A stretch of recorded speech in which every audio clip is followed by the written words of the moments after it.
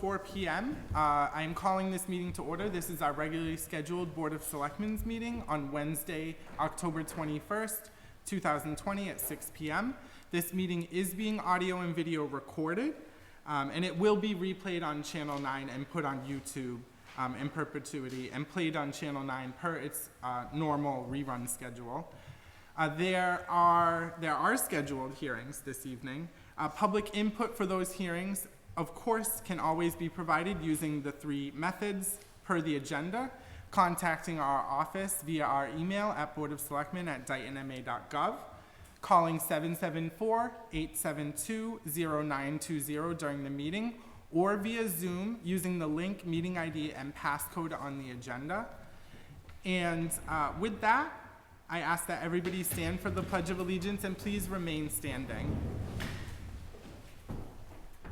I pledge allegiance to the flag of the United States of America and to the republic for which it stands, one nation, under God, indivisible, with liberty and justice for all. Mr. Chairman,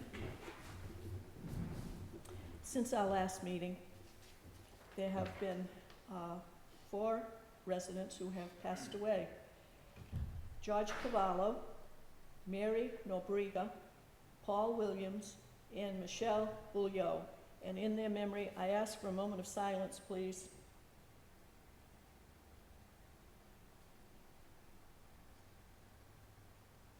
Thank you. Thank you. And as always, our condolences to their friends and family. So we have a poll hearing to relocate pole 13 on Center Street, and I believe we have a National Grid representative. Hello, thank you for being here. Would you just give us your name, please? John Doherty. Okay, thank you so much. And essentially this is to relocate pole 13 on Center Street approximately 15 feet north of its current location in order for new electric infrastructure for the South Campus. Is that correct? Correct. Okay, and I guess you have the floor. I do have a question, I just didn't know what South Campus was, that's all. Oh, okay. Well, if you're heading down Center Street towards Berkeley the Bridge, South Campus will be on the right side. Oh, okay, of the Aggie School, gotcha. Currently the pole there, pole 13, houses the infrastructure that is energizing the campus as we speak. They want to put new infrastructure in, but they can't go to the old pole due to the fact that the infrastructure is already there. So what we'll do is relocate the pole 15 feet, let them build the new stuff, energize it, and then take the old stuff away, including the old pole 13. Board colleagues, do you have any questions? So in relationship to, again, if I'm going east on Center Street towards the river, Yes. which driveway, the first one or the second one? It'll be the second one right before the field. Oh, where the, I'll call it machine shop is located. Yes. All right. Well, I guess that's the former machine shop, because I know it's gonna change. So when you say you're going to locate it 15 feet north, More toward the river. 15 feet toward the river. that's east. East, I'm sorry. Okay, that's what I was trying to figure out, because north would put it in the road. North Campus is across the street, the east. All right, thank you. Selectman Pacheco? Hearing no further questions, I will entertain motions regarding this petition to relocate pole 13. Mr. Chairman? Mr. Chairman, I move that we grant the request of Mass Electric and Verizon New England to relocate pole 13 on Center Street, approximately 15 feet east Yes. of its current location, for new electric infrastructure for the South Campus of Bristol County Agricultural High School. I'll second that motion. We have a motion and a second. Any further discussion? May I just ask if Sure. anybody on Zoom is here for this public hearing? Of and course, have any you public input? absolutely may, and they may give input. Okay, anybody, in case you didn't hear that, we're trying out a new audio system. So if you have any public input on this particular matter, please unmute and you have the floor. I don't think anybody does. How about Mr. Ferry?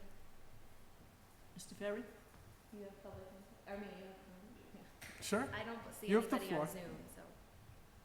So that particular pole, just an FYI, I know this would be dig safe. Dig safe doesn't cover the sewer, the water, and you have a very sensitive type of water line if you have no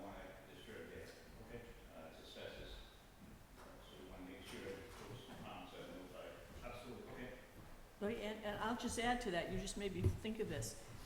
In addition to the utility lines, electric, telephone, and Comcast, there is also a cable that comes through the bridge and comes up Center Street that is a TMLP cable. So that's something else you need to be aware of. I assume it's on the pole, but since we're talking, where do you think it is? You're shaking your head. That conduit you talk about is close to the bridge, it's not near that. But how does it get up to the school? It comes above the ground. On a pole? Yes. Well, that's what I just wanted to mention, that there's like, I'll say there are 4 utilities on the pole. Thanks, Tom. And there was no further input from Zoom, Madam Administrator? None that I don't I see I'm any. just gonna check Uh-huh. if there's a comment. Look what I did though, I don't know how to. There's no comment. Okay. In like the chat, you mean? Yeah, well, usually I get a notice that somebody's put something in the chat and there's no notice. Hit escape. I think you're in full screen. Mm-hmm. I'm in share screen. This is why you don't get fancy with this memory. Okay, just one more time, if anyone has comment, please, on this poll hearing, please unmute.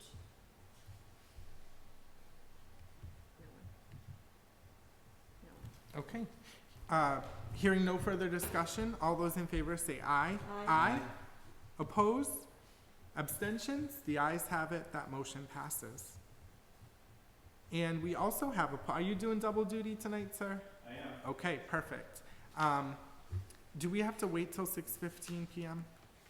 Or how do we do It's close that? enough, but maybe if you wait until 6:15 Mhm. for comment, like if people filter in, you would ask them. Okay, that's fine with me, because it will take a few minutes to discuss. So this next hearing is regarding the installation of 7 new 45-foot poles for the purpose of extending 3-phase overhead primary.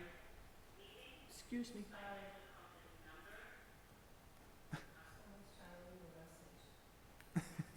We all set? So this, Mercury's in retrograde, we're having all sorts of common Yes. problems. it's okay. This hearing is for the installation of 7 new 45-foot poles for the purpose of extending 3-phase overhead primary for the solar farm at Brook Street and Pine Street, and this is on Brook Street. So you have the floor. Okay, so this one, like you said, the solar farm on the corner of Brook and Pine Street, which requires 3-phase, service. Currently, there's no 3-phase service in down Pine Street or down that end of Brook Street. Okay, but further down Brook by Elm, we have 3-phase service down there. The gap between poles 26 and pole 30, so because we need 3-phase service from Brook Street, we have to close that gap. And the amount of feet requires at least 7 poles to do so. Okay, I know it says 26 and 30, which would make 4 poles, but it requires 7 due to the way of the wire, the span between the poles would be too heavy, so it requires 7 poles. Colleagues, do you have any questions? So would this be on the south side of Brook Street where all the wooded area is? Well, there are some homes dotted here and there. Yes, and after pole 26, it goes on the south side up until there's a residence that we looked at on the left. Then we cross the street to the existing pole 30. Oh, okay. All the new poles will be on the south side. Are the existing poles on the south side now? There are no poles there, On the south side? not after pole 26. Before pole 26, yes. Down to Elm Street. Do you have any further questions? Just one other Mhm. comment. Absolutely.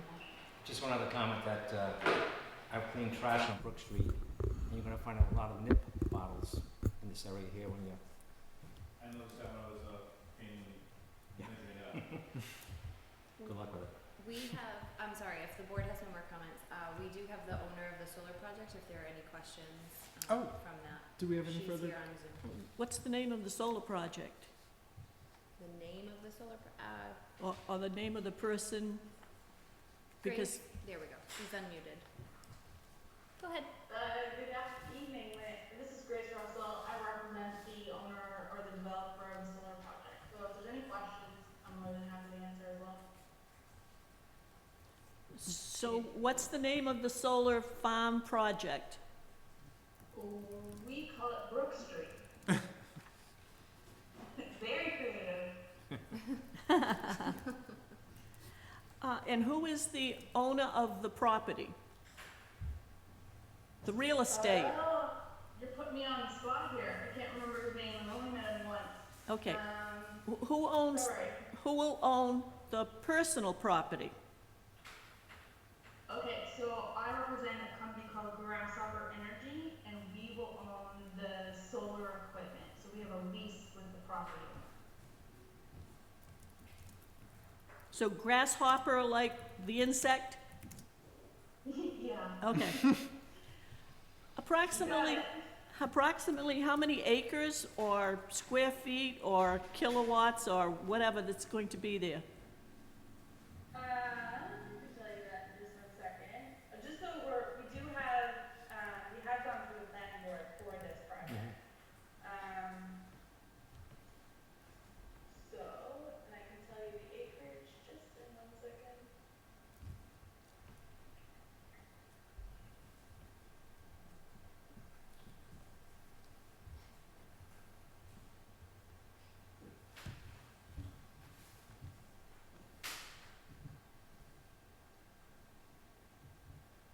The acreage is approximately 8.8 acres. And what's your, That the solar farm is on. okay, and what's your proposed kilowatt or megawatts or whatever the maximum output is going to be? Yep, sure. That is a maximum is 2.7 megawatts AC. Thank you. No problem. Selectman Pacheco? I have no questions, no further questions.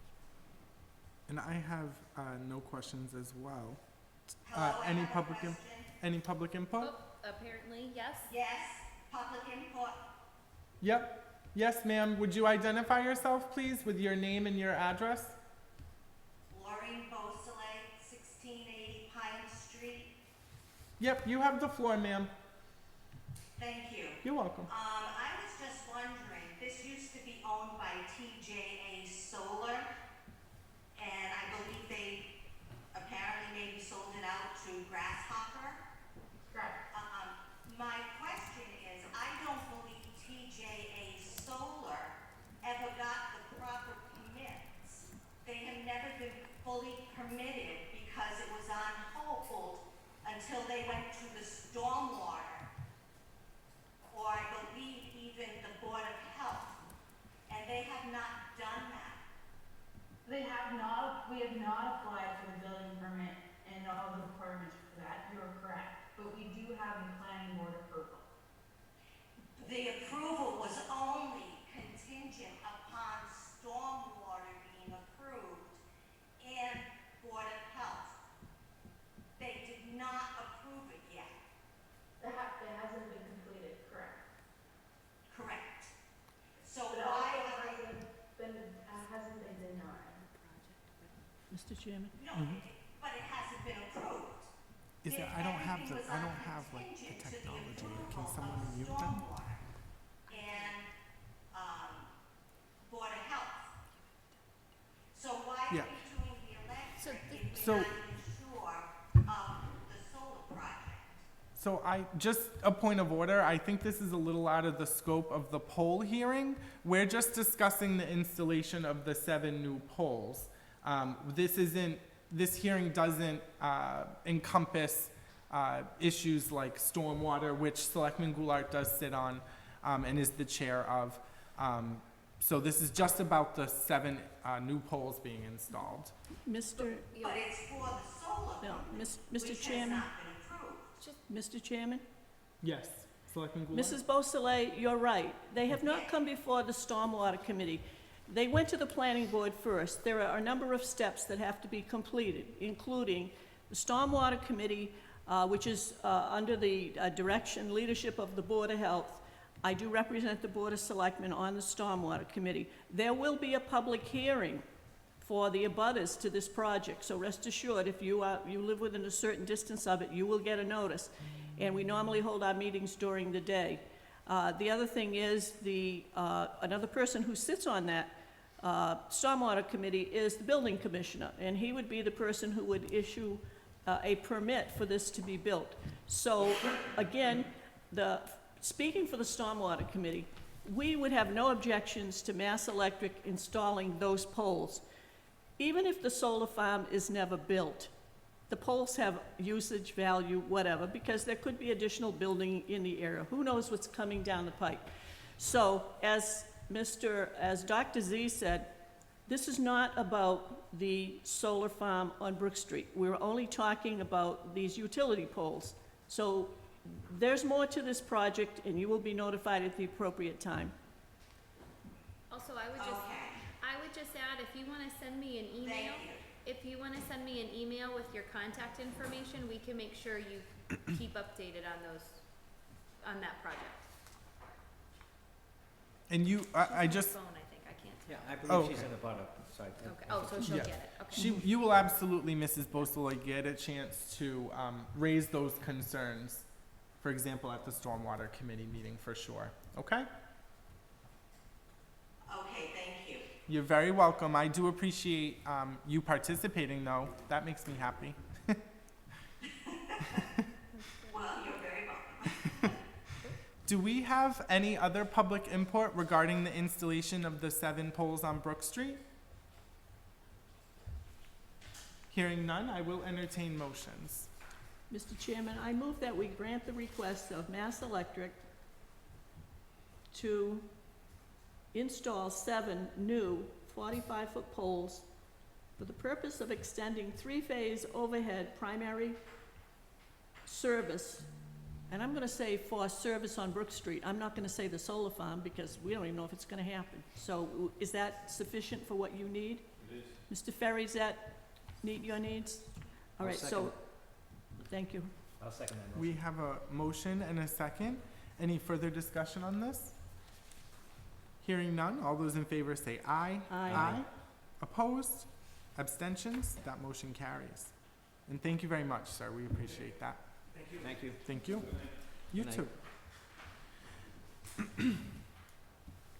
We are a little ahead of schedule. Would you like me to read the announcements? Actually, I would, thank you.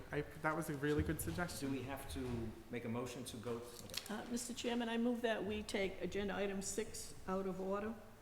I'll second that motion. We have a motion and a second. Any further discussion? Hearing none. All those in favor say aye. Aye. Opposed? Abstentions? The ayes have it, and that motion carries. So Thank these you. are the scheduled announcements. The Lions Club will be having a chicken barbecue dinner drive-through event to be held on Saturday, October 24th, 2020, with a 1 p.m. pickup at the Dayton Lions Pavilion. Tickets are available at Rougeau's. I assume there's still tickets, Mr. Ferry? Oh, sold out. Sold out? We had to put the order in, hey. Tickets are not available at Rougeau's or to any member of the Dayton Lions Club. The Veterans Day ceremony will be held at the Veterans You have Park, to put 979 Somerset Avenue on Wednesday, November 11, 2020, at 10 a.m. All are welcome to attend. Please wear a mask for the safety of all who may attend. In case of inclement weather, the ceremony will be held in the Dayton's Lions Pavilion, 1111 Somerset Avenue. The Town of Dayton's Food Bank distribution will be held next on November 21st, 2020, located at the Town Hall, 979 Somerset Avenue, lower level, as a drive-through. The town clerk would like to remind everyone to license their dogs. Please call the town clerk's office or visit the town clerk's webpage for the application and a list of required documents. And I will remind the public that if you're 70 or older, your license is for free. Thank you. That concludes the announcements. I was just making, I apologize, I shouldn't have done it while you were reading it, but I was making a remark that even though there are no official tickets on the market, there could be scalpers for these chicken barbecue tickets. Listen to Mr. Ferry, listen to that. Oh my. I didn't get one, so Yeah, I will can be in send you touch, that. Mr. Ferry. My wife and I, we have 2, but for the right price, we'd be willing to. We'll talk. Okay, we're still a little ahead of time, so Do we have Um, any discretionary spending? We do not have any discretionary Oh, spending that's- Oh, requests. so we can't take that one out of order. Well, we can just say we don't have It's a any. good problem not to have. Is there any other public input about public stuff? Oh yeah, well, let's just go to general public input. So anything not on the agenda, we're willing to, you know, Discuss. hear your, Yep. hear your input. You can unmute yourself and just identify yourself if you have general public input for anything not on the agenda this evening. For anything on the agenda this evening, we do ask that you hold on to your public input until we make it to that specific agenda item. Anything in the chat? I feel like I said text. This is Jennifer Niskowski. Hello? Hi, Jennifer Niskowski, 2414 County Street, Dayton. I'm just looking for input from our select board members. This is the best way to get in touch with you if, a member of the public would like to have a conversation with you. So you can, on my business cards, I have my home phone number, and then my email is the best way. I get back pretty quick. I try not to do Facebook just because then it's a public record. So when people reach out to me via social media, I do try to urge them to use, you know, our town email. Perfect. My home phone is also, my home phone number is also on my card, and the email address I use is ngoulart@comcast.net. I will tell you that Comcast address is like a public address for me, so it's subject to requests for information. So you're probably better off just calling that's my house, the number on my card. So you certainly can call there, and if I'm not there, just leave a message for me to call you back. And all of my all of my information is on our website, my home telephone number and our email address. Thank you very much. Thank you. Did you have anything else, Ms. Duszkowski? That's it for tonight. I was just trying to get in touch with some of you and having some trouble. Thank you. I have This something. is Patrick Higgins, I would like to make a statement, I'm from Swansea. Sure, Miss. I've been watching, Mm-hmm. board meetings and reviewing agendas and checking websites all over the Commonwealth for the past 4 or 5 years. Mm-hmm. I'm affectionately known by the Board of Selectmen of Swansea as the open meeting law police, which now I'm gonna find out soon enough. Mm-hmm. But I do want to give Mallory and your board a great commendation. I have not been able to file any open meeting law complaints against you because you guys do a great job complying. And I'd also like to state that I really appreciate the fact that on your website, not only do you have the agenda and the minutes and the link to the video of the meetings, but you also, in spirit of full transparency, you post your entire agenda packet that each one of you has when you go to the meeting, and I think that's awesome. I also want to commend Mallory for the great job she's done, and that monthly newsletter that she's been doing every month since she arrived in Dayton. I'm hoping that you will continue that. You set the bar I was high. just thinking that. I set the standard. So I I do. had no idea to make these statements, so. Absolutely. I just, Mr. Higgins, I just wanted to thank you for the kind words. As I always say, we don't get too many compliments around here. I do want to point out a lot of those things that you like, the packet being on there with the YouTube video. Those were a lot of things that the town administrator, Mallory Aronstein, had worked on with our administrative team to enact. So a lot of those good changes are owed to her. I do realize that was a team effort, but that newsletter every month is also a great tool to know what's going on. I'm really disappointed that there's no tickets for the chicken dinner. Me too. Me too. Patrick, this is Mr. Ken. Chairman, if you want, I'll take you to KFC and we'll have a piece of chicken. Patrick, this is Ken Pacheco. You and I go way back, probably about 30 years. How'd you make Oh, out with Ken the cat at the Ken. library? I'm gonna make up I what? didn't know that. The cat at the library. The cat died. Oh, that's sad Oh, to hear. no. We wanted to end on a high note, Mr. Higgins. We've been having a horrible day, so He of tried to course, get the cat evicted from the library. he got the cat evicted. Tried to. I objected to the cat in the library, and I was the chairman of the Swansea Recreation Commission, we sent the summer kids over to the library, and we had 2 kids who had cat allergies, so I complained that we need to get rid of the cat. And we made an agreement that the cat can stay, but when the cat dies, it should never be replaced. Oh, Well, I can understand the that. end of an era. That makes sense. I got emails from Finland and James It happens, about being a far cat. reaching. Thank you guys for remembering that, and it's good to see that being, That's Take care, so Patrick. funny. Thank Oh, you. boy. Well, this took a turn. So It's now Mrs. 6:30. Aaronstein, please make sure in the Swansea Public Library, there is a copy of The Cat in the Hat. I will. You know, the funniest part about that whole story is, as a result of the press about me complaining about the cat, they had people waiting in line to go visit that cat for Well, you made it famous. The plan backfired. He's famous. in more library circulation than they've had for a long time. You guys want to get a cat out? Thank you, When Patrick. we can get the library up and open We again, need then the we'll. library first. Yeah, we're gonna put the horse before the cart on that one. It was 6:31.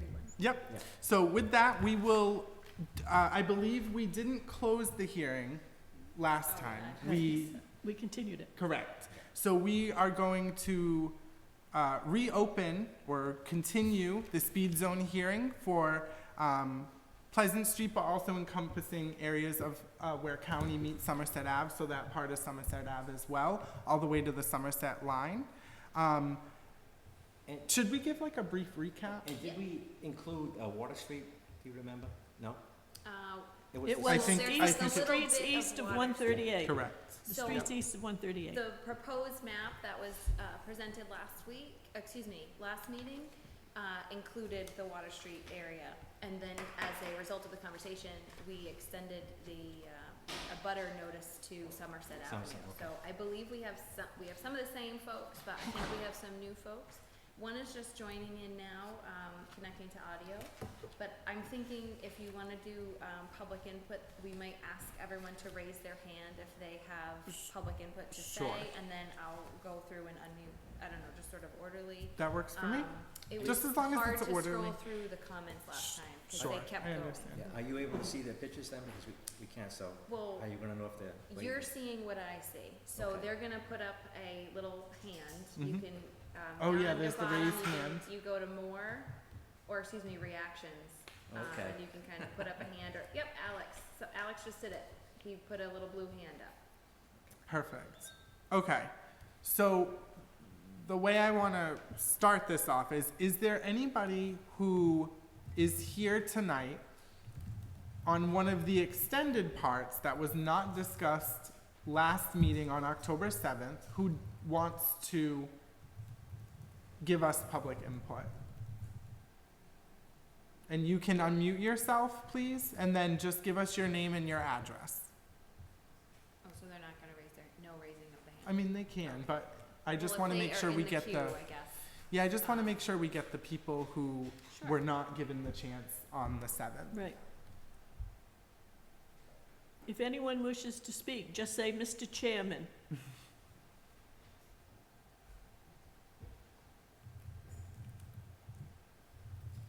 Nothing, okay. Somebody's connecting to audio, though, right? I Say do it see again? that, yeah. That's like if you log on though, Oh, okay. usually. Okay, I guess we'll start with Mr. Symbolisti. Here we go. Hello? Hi. Hello. Hello? Yeah, just following up, a great meeting on the 7th, Alex Sobolewski, 2544 Pleasant Street. Love to see this go through and just here for support. I really don't have much more to report. The radar's been down here for a good week and seen some 50s and high 50s and mostly 45s and 47s. I've sent a few to Brett on Messenger down on Pleasant Street near Hart Street. The police put the radar, which was nice of them right after the meeting, and I think people do see it visually, so not much on my end, but just here for support. So fully support the safety zone. Thank you. Thank you. Should we ask Mhm. Mr. Ferry to just explain the expanded safety zone? Absolutely. Mr. Ferry, did you want to explain the expanded area? So And thank what you. I suggested last time, I did look up the address, so we start in Somerset Ave, 1847, that's right at the pinnacle where Somerset Ave was behind 1712 restaurant. Mm. So 1847, Somerset Ave, heading south, and it comes in all the streets east of 138. So that includes Cobb's Lane, lower part of Main Street, Pleasant Street, Water Street, Muddy Cove, lower part of Park Street, and the whole thing about Park with the go in. Perfect. Selectman Goulart, did you have any other No, questions? no. Were those abutters notified down Cobb's Lane and the other areas? No, we just did Somerset Ave. I don't know if they were included in the initial meeting, but we did not this time. Can I ask that's a good question. Can I ask a question of anyone who can answer it on the meeting? I know that word got around the neighborhood about the public hearing, so can anyone recall notifying neighbors on those other streets that we were talking about, Water Street? Well, we had done a radius, Mhm. so they may have gotten it. Okay. I have a proposal or Yeah, an sure. idea. So you do have some commentary included in your packets. Sure. So And I we was should gonna read address- that. Yeah, we should Yeah. address those. But if you do decide Mhm. on the zone, Mhm. what that is and where the parameter is, we will put together a map, highlight the zone. Sure. and email the affected folks, Okay. just so everyone's notified. That's It fine. does not go into effect, if you voted today, it doesn't start tomorrow. And the engineering for the Mhm. signage placement is still required, so there is Sure. some time going forward. How long does it take from the Board of Selectmen potentially approving it, or just in general, Sure. approving it to like when the signs come in and, it's Well, I effective. need the engineering actually to be done, so I Mhm. did reach out to Serpide, and they're responding that they're working on a proposal, so that Perfect. hopefully I think I'll have it in a week, Mhm. a little less, and then you would sign on that, they would schedule it, and then, I don't know, they usually take what, like 3 weeks, 4 weeks, depending on their workload. When I hear the sign board, how many and what they Mhm. are, it's 3 to 5 days. Okay, that's awesome. But I mean, the engineering work would be like 3 to 4 weeks. Of course, Yeah. yeah. I mean, it's a study, so you would expect it to take some time. We did receive some, do we want to read the chat before we read what's in the packet? There's nothing in the chat so far, Okay, on this, okay, and nobody perfect. has a hand raised. Do we want to read this whole email though? This first one No, is. that long long. email was And I- actually what was referenced by Mrs. Brady at the end of our last hearing, but Yes, what I want to call your attention to is Sure. basically the last kind of big paragraph okay, about not having anybody enter at Somerset Street and making it a one-way over there, which would be separate from the speed zone. That's Of a separate course. process, but it is a idea, suggestion Okay. that came in. thank Would you. that be making Somerset Ave one-way in that area? And then Mr. Ferry and I have also talked about, well, it's his idea, it's not mine, reconfiguring the intersection over there as a way to Where those roads converge in that, right. it's almost like a Somerset rotary. Avenue. Somerset Avenue, Pleasant Street, and Main Street, that funky intersection, reconfiguring that in some way to, because right now you can just sort of quickly turn, make it a hard 90-degree angle where it forces you to stop. You can't just ease into a turn. I don't know. That's not all your ideas for it. There were some more things going on there, but that's the idea. Slow traffic down by reconfiguring the intersection. The other end of Somerset would be similar to reconstructing that Reese's, where they make that sweep so you can see to the left. I was gonna say, I think it would be good if we asked the state to do something. I don't particularly like the way they reconstructed Old Somerset Avenue onto Route 138, especially because when you're sitting there headed east to come out onto the highway, when a school bus or a large vehicle tries to make that turn, if they're going north or south, it's like you're sitting there and you're gonna get wiped out one way or another. It's either it's not wide enough or there's something about the curve of that whole thing. Down here, fortunately, there is more land, because there's that grassy, I realize that belongs to somebody, but there's that grassy land that isn't used for parking or anything else, so that maybe bringing Somerset Avenue out to a better curve to make it a true stop would be better. And the other problem is, just like this used to be, when you're driving north on Somerset Avenue, you come to the highway, you're supposed to stop. But to look south over your shoulder is also not a really good, clear view. So I certainly support reconstructing that intersection, but not as sharp a curve as there is near Mr. Reese's station. Plenty of room, so if a big truck wants to turn, the person sitting there doesn't feel like they're gonna get wiped out. And that public input was from Brian McMahon at 2496 Pleasant Street, the email I'm Thank you. referencing. We also received an email from Robert Woods. This is short, so if they're short, I will read them. That one was 2 pages. It was going to be impossible to read. Honorable Selectmen, 3 of you to try and drive down Pleasant Street at 20 miles per hour. I tried twice over the weekend. Oh, I'm sorry, I missed that whole phrase. Honorable Selectmen, I didn't even see that. I challenged the 3 of you to try and drive down Pleasant Street at 20 miles per hour. I tried twice over the weekend and find it almost impossible to do without using my brake most of the time.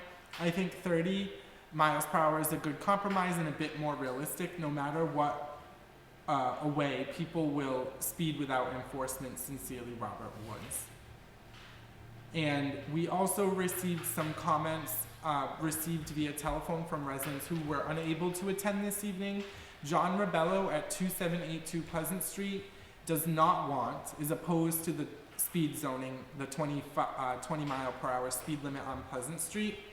Rosemary Lupacini at 2814 Pleasant Street feels that 20 miles per hour in the area of the Somerset line is too slow and would cause problems. I assume that means that they're okay with it in the other parts, but maybe just not that specific end of the road.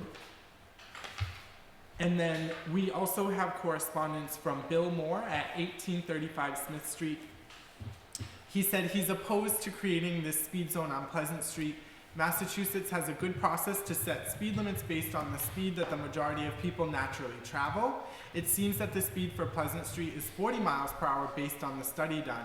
Any speed limit less than that would require significant justification, such as excessive accidents or injuries. A few vocal residents who want to use our roads as pedestrian walkways or bicycle paths should not get to dictate the speed that the majority of us travel with our vehicles, which is what they were made for, and why we pay for them. I also don't think that during this difficult time for our law enforcement officers that we should be directing them to enforce more petty laws, thereby increasing negative interactions between them and the rest of society. I want my local police to be my friends and not Big Brother, which is a hallmark of a wonderful small town such as ours. And then we didn't have anything else. So I just wanted to say, and then we'll get back to the public input. I always appreciate any time a resident provides us with feedback and comments. I think we all make better decisions when that happens. But I do disagree strongly with the characterization of safety speed zoning as being a petty law.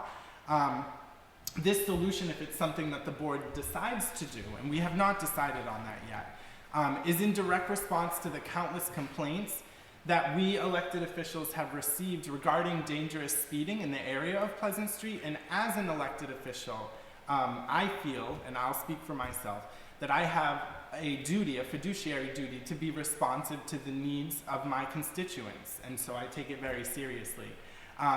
I've never, since I've been here, dismissed a complaint, a concern, or a comment by a resident as petty. I think I'm here, I think we're all here, I think I can speak for us all on this. We're all here to be the residents' voices. That's why we're elected. And I just personally feel that enacting safety speed zoning is the responsible thing to do here in this specific area. When it comes to traffic issues and speeding issues in a specific community or neighborhood, I do feel strongly that I'm going to weigh the feedback of the residents in that area heavier than I would weigh the feedback of someone who lives in town but outside of that specific area being discussed. And then I did just want to add that regarding Mr. Wood's comments, and I always respect and appreciate your comments, Mr. Woods. I did take you up on your challenge. I did take a drive down Pleasant Street at 20 miles per hour, and I did it on the Sunday after the original hearing date of October 7th, and I found it extremely enjoyable, and I wanted to thank you for that suggestion. What time of the day did you do that? Afternoon. Okay, I've attempted it 3 times. The first time I did it, I entered at the Main Street intersection and made sure, and I didn't have to ride my brake, okay? I was okay until I got to Hart Street, headed for the Somerset line. Then I had to speed up because I was going to have somebody in my trunk. Oh, yes. I've attempted it twice more, and I didn't even get to Muddy Cove Lane from the 30-mile zone further down. And if I didn't speed up, I was going to have somebody in my trunk. The other thing I will mention about the process of setting speed limits, and this will be familiar to, I think, most of you, certainly Mr. Ferry and Chief McDonald. One of the things that we attempted to point out to Mass DOT when we were talking about the Main Street intersection was speed limit too high.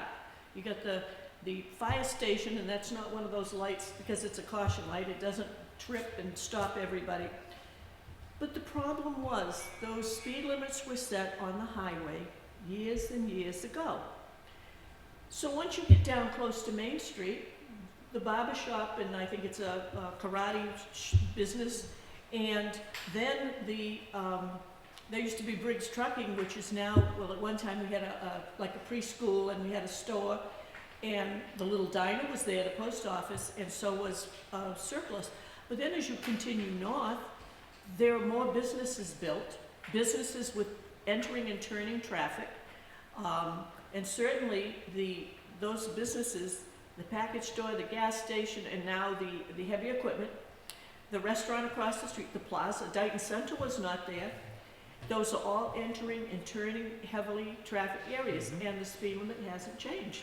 So the initial process may have been fine, but we got nowhere trying to get the speed limit reduced as you approach the Main Street intersection all the way north past Town Hall. So I think when residents in the area speak up and are concerned about their safety, we have to listen. And we may have to do them street by street over a period of time, but we've got to start somewhere. And also a key is enforcement. If we are going to reduce it at 20, we need to enforce and have somebody there. We're not going to have somebody there 24/7 like you see on social media. That can happen because if we get somebody on Pleasant Street, there's not a police officer on William Street, so I'm sure our chief will utilize his staff the best they can. But I think enforcement is very important. I'm in favor of it. I know we're going to hear from more people, but I'm supporting the 20 miles per hour. I did drive it before we had the initial meeting, and I think 20 miles an hour in that area is reasonable. People are going to be ticketed. Residents are going to be ticketed because they're going to go over the speed limit. And the reason why people were almost hitting Mrs. Goulart is because the speed limit is 40 in some areas and 30. So they were driving with the speed limit at that time, but once it's 20, I don't think we're going to have that much of an issue that you had when you tried the other day. Yes, Madam I Administrator. actually have a comment about Sure. the petty loss comment, and then there is one piece of public input. So Sure, I would perfect. actually like to defer to, this is somebody who lives there, so they get more preference than I do. So it's just a written comment. It is Denise and Frank Venturini, 2941 Pleasant Street. They believe that 20 miles per hour is too slow also, and that 30 to 35 on the south end of the street should suffice. Duly noted, unless you want to talk about that. So my thoughts are kind of all culminating. We cannot engage Mass DOT for a speed study without the risk of increasing the rate of speed. We believe it's too fast at 40 miles an hour. That is not a set miles per hour on the street. It is what is posted there and has been posted for a while, but that is not registered with Mass DOT. So it's actually not a real speed limit. So we are trying to address this situation and make it easier for our officers to enforce by adopting the speed zoning, because if we go out to the point you were making, Selectman Goulart, if we go out with Mass DOT and we engage in a speed study, they're gonna take the average speed, and that's what it's gonna be, and I don't think anyone's going to be happy. I do agree that 20 miles per hour after Hart Street is probably a little too slow. It is why, in my proposal, the speed limit zone ended at Hart Street. So that is just my recommendation to you. But I do love that we have such an engaged group of people weighing in on this from all corners of the town. Me too. That's very good. So well done, Dayton. Once again, the best. But anyway, those are my It's the comments. best this week, but a couple of things. It's the best next week too. I don't, and the other thing I would just say is, I don't consider the police enforcing the speed limits that we have in town being Big Brother. I know in the little neighborhood that I live, which is kind of around the corner from where Dr. Z lives, and his street is a straight shot, and the speeders on that road are unbelievable. And when I've been in my road waiting to turn on to Tremont, and they're zipping by, I always say, "Where's George?" And I was referring to Sergeant Nichols, who would sit, and other police officers do this. They sit at Great Terrace and Tremont Street in plain sight. You can see them for any distance, and people continue to speed. You're asking to get stopped. What else can I say? And also, sorry, Yes. one more No, comment, no, and don't. this is just carry over from Sure. last meeting, that this speed zone, criteria, we sat down and we developed it, everybody's in all different corners, but we sat down, we had many conversations about what situations rise to the need of a speed zone. You understand that it's pretty drastic to drop to 20 miles an hour. We developed the criteria based upon Mass DOT guidance, but also our own, to really be picky about where a speed zone is placed. So just so that's on the record and in everybody's ear, that it's not, we're just gonna throw up 20 miles an hour everywhere. That's not the case. Thank you. You're very welcome, thank you. Do we have any more public input? Does anyone want to unmute themselves and speak I'm about nervous, the they can't safety zone? Chairman, Bob Henry, Hello, sir, you have the floor. how are you tonight? Good. Pretty good. Fantastic. So, I appreciate everyone commenting that are not from the neighborhood. It's always, I always appreciate input from everyone because it opens our eyes to things we may not have thought of. I don't think that this street, I think, Madam Aronstein, I think that you referred to them not being in the study. The study wasn't, you couldn't find where it was supposed to be 40 miles an hour in the Mass DOT guidelines, so I'm not sure if that was actually ever done.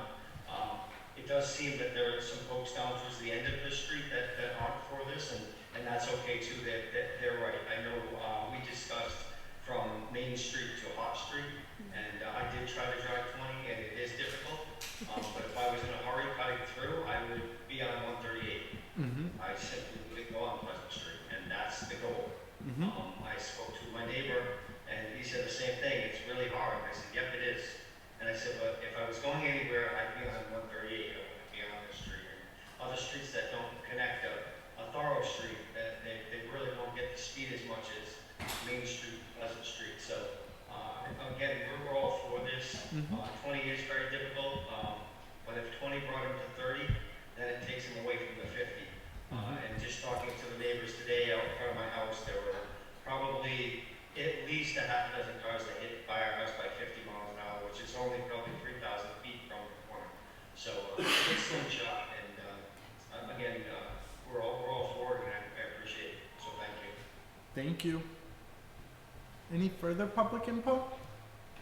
Yes, I would like, this is Patrick Higgins, I'm listening to make a comment. I drive a 2019 Nissan Altima, and I use the cruise control on the speed limit at all times. And my car cruise control doesn't go below 25, so I like 25.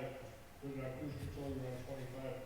When I have to go to 20, sometimes I'm up to 30 before I realize it. So you maybe want to consider 25 as a reasonable accommodation so that people can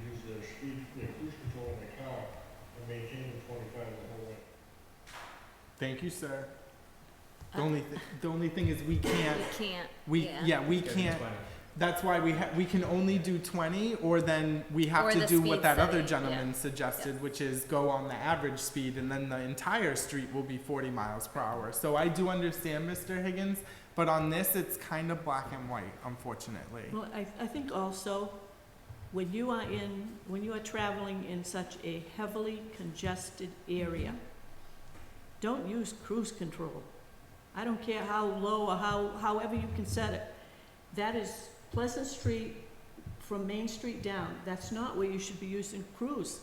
Simply because, as Mr. Wood said, he was concerned about riding the brakes. Quite frankly, with the congestion, if there are children out there and people walking and everything, you should be ready to hit the brake at any time. Any further public input before I entertain motions regarding the safety zone? I just have one question. Do we have to, if the motion is to move ahead with this, Mhm. do we have to send out notices to all the people on those streets? How do we do this? This public hearing is your requirement. Well, actually, this public hearing, the engineering for signage and notification to Mass DOT. Those are your requirements. So we filled number one, check, Mhm. we've had our public hearing. If you're ready to vote, my request would be that your motion states the zone, because we have a couple of options out there, and then that one-way Somerset Ave comment. So it states the zone, then I can give the scope to Serpide for them to understand, or to kind of focus on where we would put those signs, and then we would also tell Mass DOT at that time. I think it's just appropriate, you don't have to, but I think it's appropriate to notify all the residents that live in that area with a map of I what think the that's zone reasonable. is. I just think that's the good thing to do. Well, my thought was, since we continued the hearing, because we also expanded the area, Right. that we did announce that we had expanded the area at the meeting. Mhm. So it's not like we're just going to add something to it and vote on it tonight. So I think we did, Mhm. and we've had some input. So I just want to make sure that when we take action on this, we can proceed and we're not back to square one. Right, correct, you can.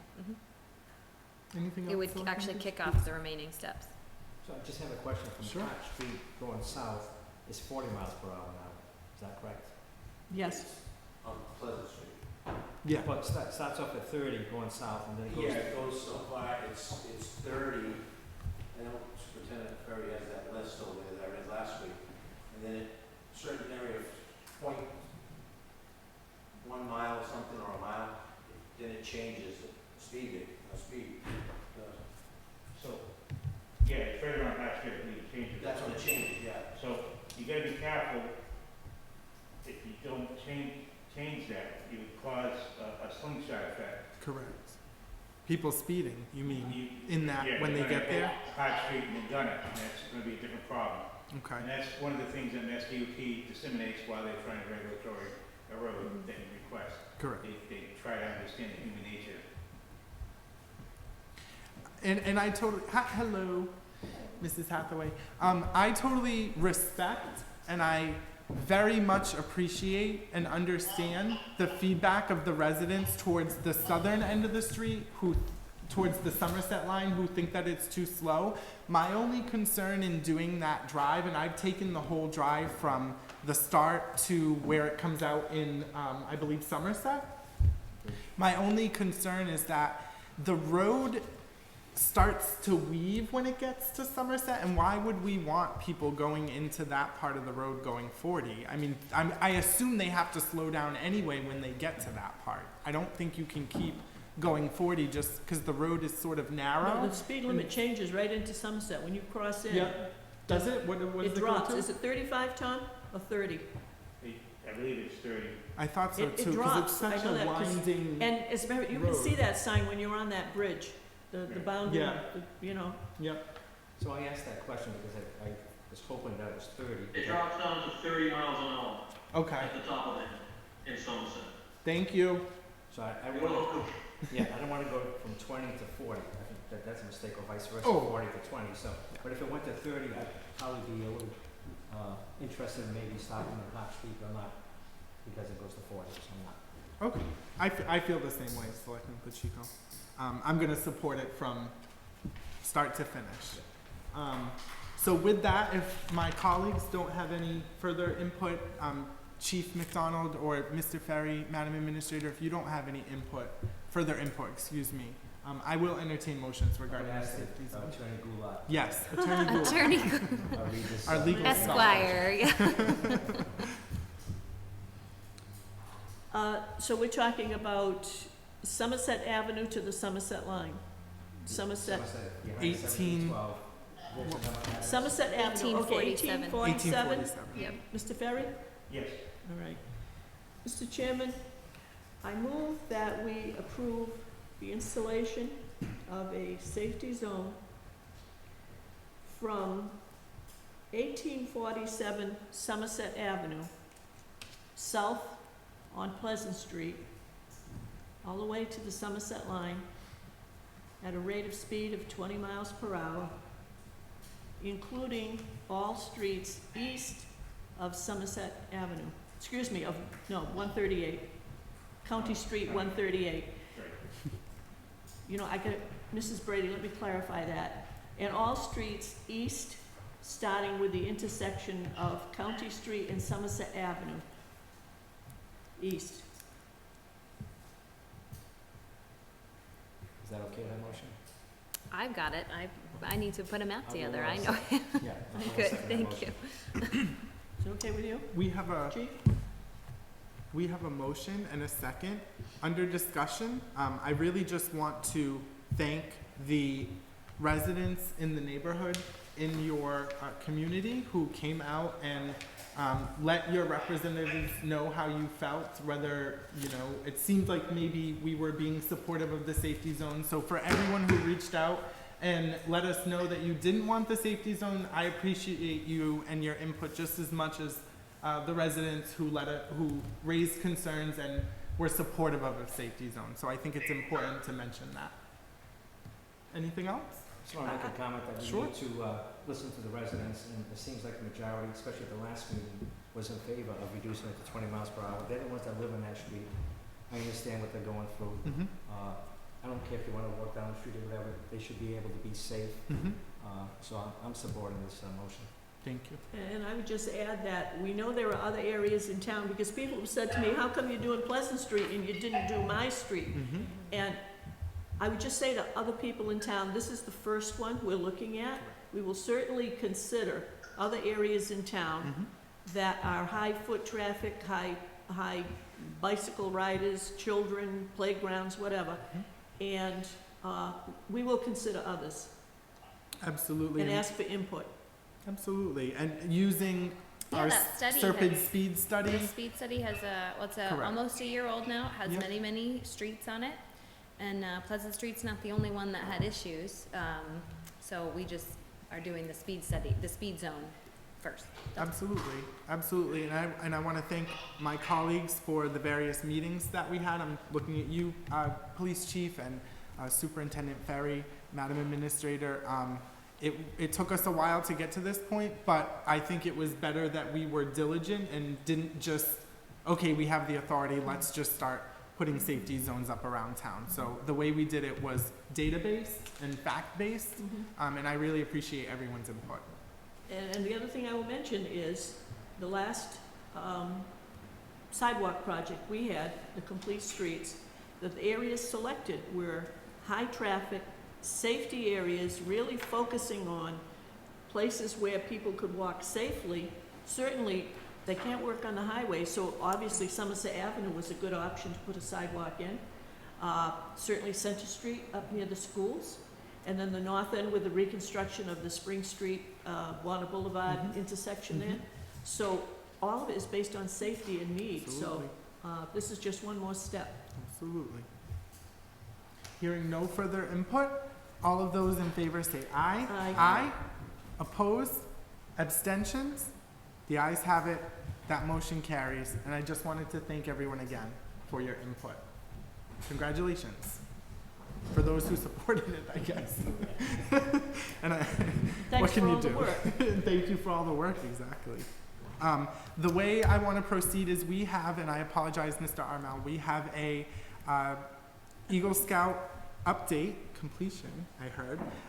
And then I would like to go to the issue involving what Police Chief McDonald is here for, and then anything involving our treasurer, Mrs. Hathaway, who is here, and then Superintendent Ferry. So we may have to take some things out of order. Okay. That being said, I will entertain a motion. I will entertain a motion to close the safety zone public hearing. So moved. Second. We have a motion and a second. All those in favor say aye. Aye. Opposed? Abstentions? The ayes have it. That motion carries. And thank you again, everyone. And now we will start with our update on our Eagle Scout project with Sean Armel. I will, spoiler alert, I believe I did see a picture of it and I was very impressed, so I did just want to set the scene for this, okay? He's got a big box over there. So, if you can just stand up where you are, or if you want to come over here, there's some stuff, there's been some work being done in the room, so there's some stuff on the, podium over there. So wherever you feel comfortable, Sean. And thank you everyone for coming, by the way.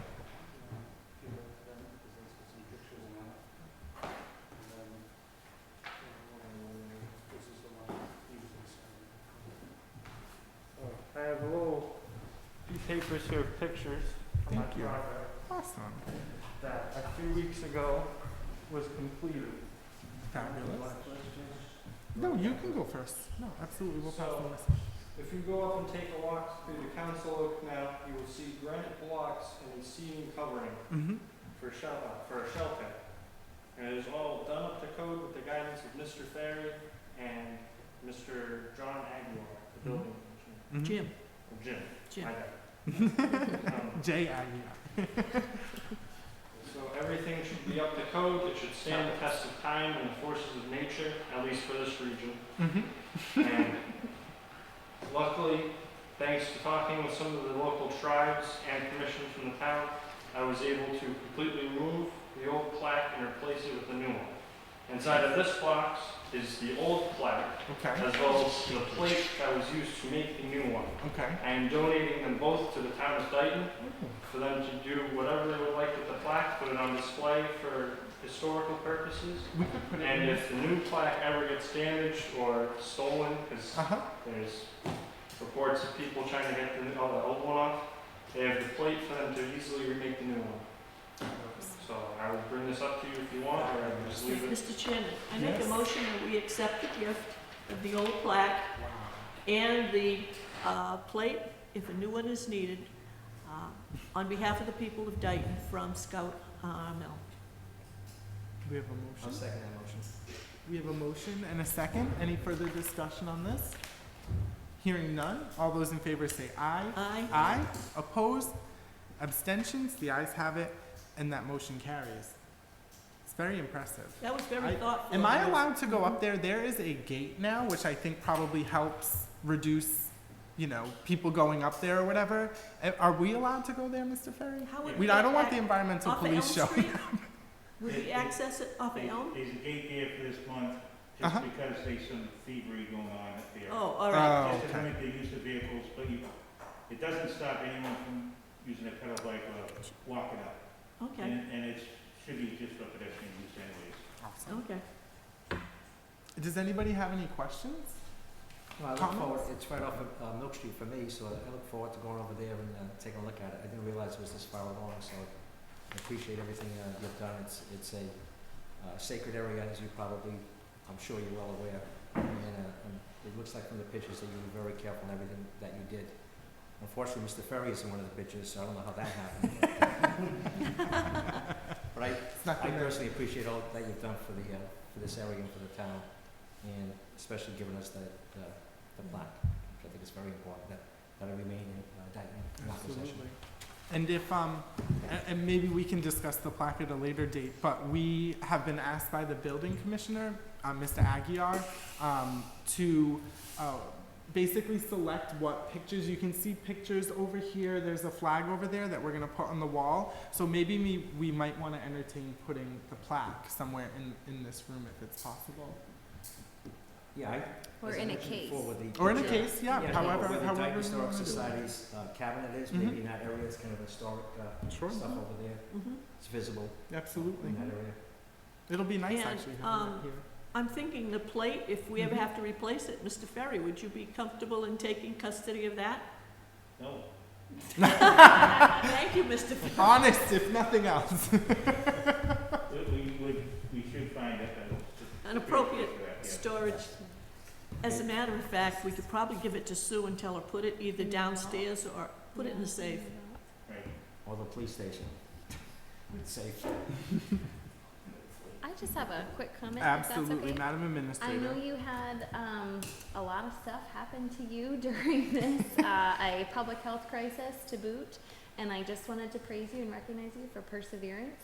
It's a great quality to have, and it will get you far. So, although you had some struggles now, it'll prepare you for sure. So, a little bit of extra oomph for your projects, and well done. And what I love about this project is I wish we people could see what we're looking at in terms of the photos, but it just looks like a nice place for people to go and have a rest maybe, and clearly a lot of hard work went into it, and no matter where you end up, Sean, this will be here forever, which I think is really nice. And you can tell, if you have kids in the future, you can tell them and their kids what you did, and it will always be there, and that's special. So thank you very much. I have a question for you, not related to Council Oak. What is the big red badge? I don't remember seeing that before. This one, Mm-hmm. I am a member of the Order of the Arrow, which is a different part of Oh, the Boy Scouts, Mhm. and this was just a little decoration because I went to the National Jamboree in 2017. Wow. okay. That's It's, awesome. I've never seen a badge that big, number one, and number two, I didn't know it was the arrow. I've heard of the arrow, but that's really, that one stands out. I like it. That's impressive. That is cool. What an experience. Good for you. Anything else, Selectman Pacheco, Selectman Goulart? No, I'm ready to make I a have no motion. further praise. I Do apologize. you have the paperwork with you tonight for the final paperwork? I believe this is it? No, he should have something you've got You to have to sign. sign I it. will be He Okay, has to perfect. turn it in, I thought this was it. I apologize. okay? So, I will make a motion that we accept as the final report from Sean Amell, completion of his Eagle Scout project, and that we authorize the chairman of the board to sign his paperwork so that he can submit that for his badge. I'll second that motion. We have a motion and a second. Any further discussion? Hearing none. All those in favor say aye. Aye. Aye. Opposed? Abstentions? The ayes have it, and that motion carries. Congratulations, Sean. Congratulations. We can't shake your hand, I but know. We wish we Sorry. congratulations. could, Invisible, Yes. invisible elbow bump. yes. Invisible elbow.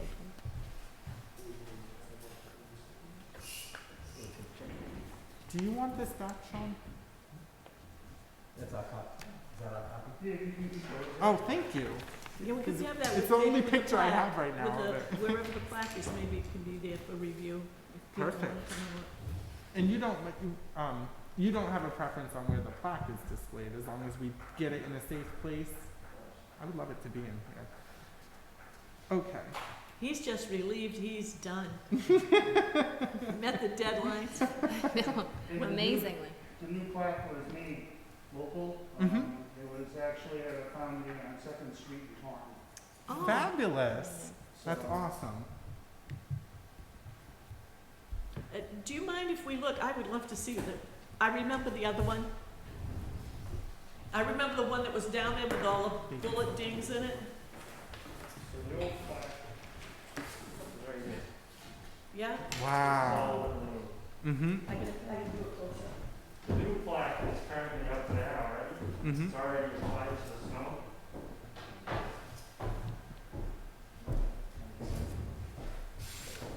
If the paper collection, you'll be able to see it.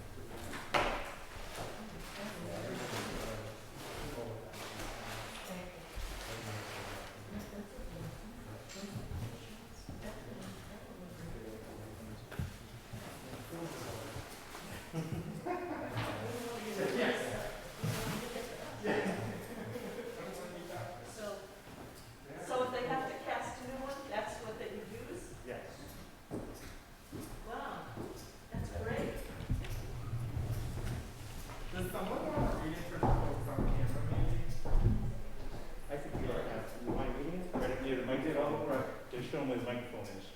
Where is the microphone? Oh, there's one right there. If you That's wanna- by cable, but it won't be for Zoom, I guess. Yeah, You wanna read it? Yeah, I'm just, it's upside down. Yep, I can read it. Is it heavy? Okay, if you wanna pick it, just get close to that mic, so at least, get up. Okay, well, please forgive me. Yeah, let me know. The new plaque is significantly heavier than that. Yeah. Do you have the floor, sir? You can take it up, yeah. Dighton Council Oak, meeting place of the Wampanoag Indians. Here King Philip met with his braves. This tree marks the center of the old field. Near here was the largest Indian settlement in Dighton. Thank you. Thank you very much. My pleasure.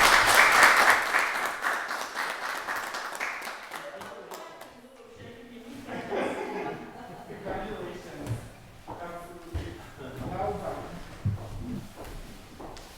That's really nice. That is really nice. Can't wait to go up and sit up there.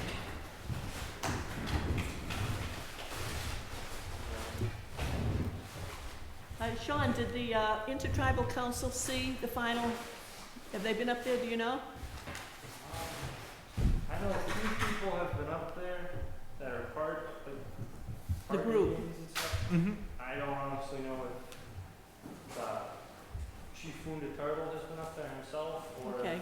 anybody else Mhm. has. Okay. Mm-hmm. But Well, he gave his blessing anyhow the night he was here. they are, I have told them and they are aware that he's been Very nice. Very good. nice. Thank you. Excellent work. Excellent work. And thank you so much. To leave this here? Yes. Yeah, Thank you. absolutely. Thank you very so much. much. Town of Dayton's very proud of you. Did he get his paperwork back? Yes. I brought it over. Oh, okay, fine, good. Okay. Now, we want to move to,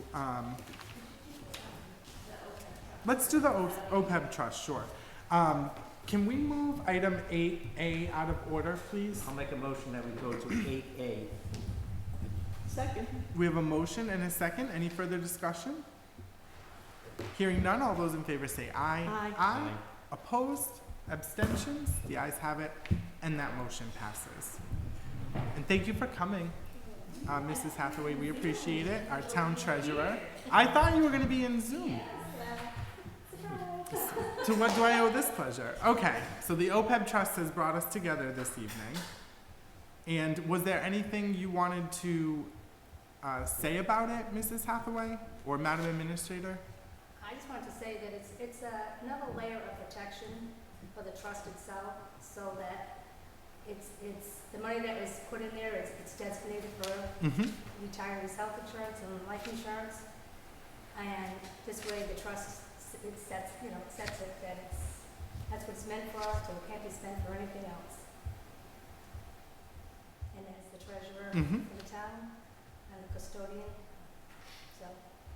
I support it, but I did want to ask, did anybody have any questions about it? There was a draft in the office that I did see, and did have a chance to look at. Did anybody have any questions, Selectman I Pacheco? don't have any question. I did at the last meeting, I believe I asked them that I wanted to look at this. Yes. Had that opportunity today, and I have no questions. Okay, obviously I do.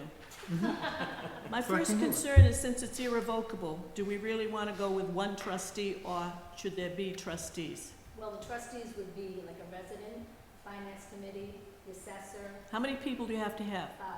5. 5? So there would be 5. Okay. I've only gotten halfway through it. Do we really have to approve this tonight, or can we do this at a future meeting? The reason I'm asking that, and this is certainly not directed at you, this is boilerplate. In the beginning, they talk about GL 32B, Section 20. That's MGL. Mm-hmm. There are other places in here, they just reference general laws. All reference to laws should be MGL, no question about it, because 32, as we know, is both the retirement law and the group insurance law. And it's boilerplate, so they're not following Massachusetts, so that's one thing. There's also a reference under definitions of special laws, and I looked at that and said, wait a minute, no. MGL you start out with, everything has got to be based on state law. Even this town couldn't make a law that's gonna do something because it's covered by state law. So that reference to a special law I don't think is applicable, because if a state law is passed, automatically it's gonna kick in. If the feds have one, because obviously there are IRS things and all that, it's gonna kick in. So I had concerns about reference to special laws. There's another section about the purpose of why the trust was created. Provided, short sentence. The trust is created for the sole purpose of holding assets to provide funding for OPEB, as determined by the municipality. So we put the money in as we can. Or as may be required by a collective bargaining agreement. Absolutely not. Because we have employees in this town who are not covered by collective bargaining agreements who would benefit who have to by state law. So again, this is boilerplate, and they've gotten it from somewhere else, but there can't be reference to that, because again, this is the municipality following state law and federal law as it goes. The sections that I reference, something very simple. The trustee references her. It should be her, him. You're not gonna be trustee forever, Mayor. We'd love that, for the record. Yeah. We'd love that, Mary. I got through page 6, and I had to stop because I ran out of time because I had other meetings today.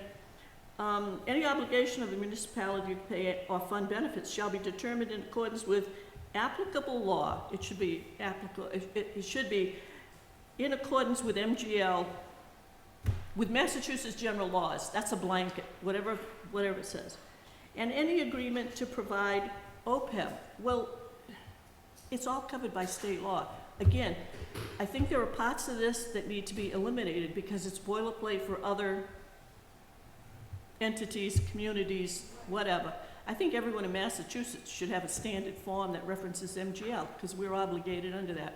So my only thought was, if we don't have to vote on this tonight, I'd like to go through the rest of it. I will give it to you so that you can give it to whoever drafted this and say, the concerns are, we want Mass General Law's reference, because that's the law we have to obey, and that really states that we have to do this. This isn't an optional thing. And then the other thought is this document going to be reviewed by legal counsel? It already has. I didn't finish. Who? Don't tell me. Is it going to be reviewed by legal counsel who specializes in trusts? There's a difference. The town's legal And attorney is the one that drafted that.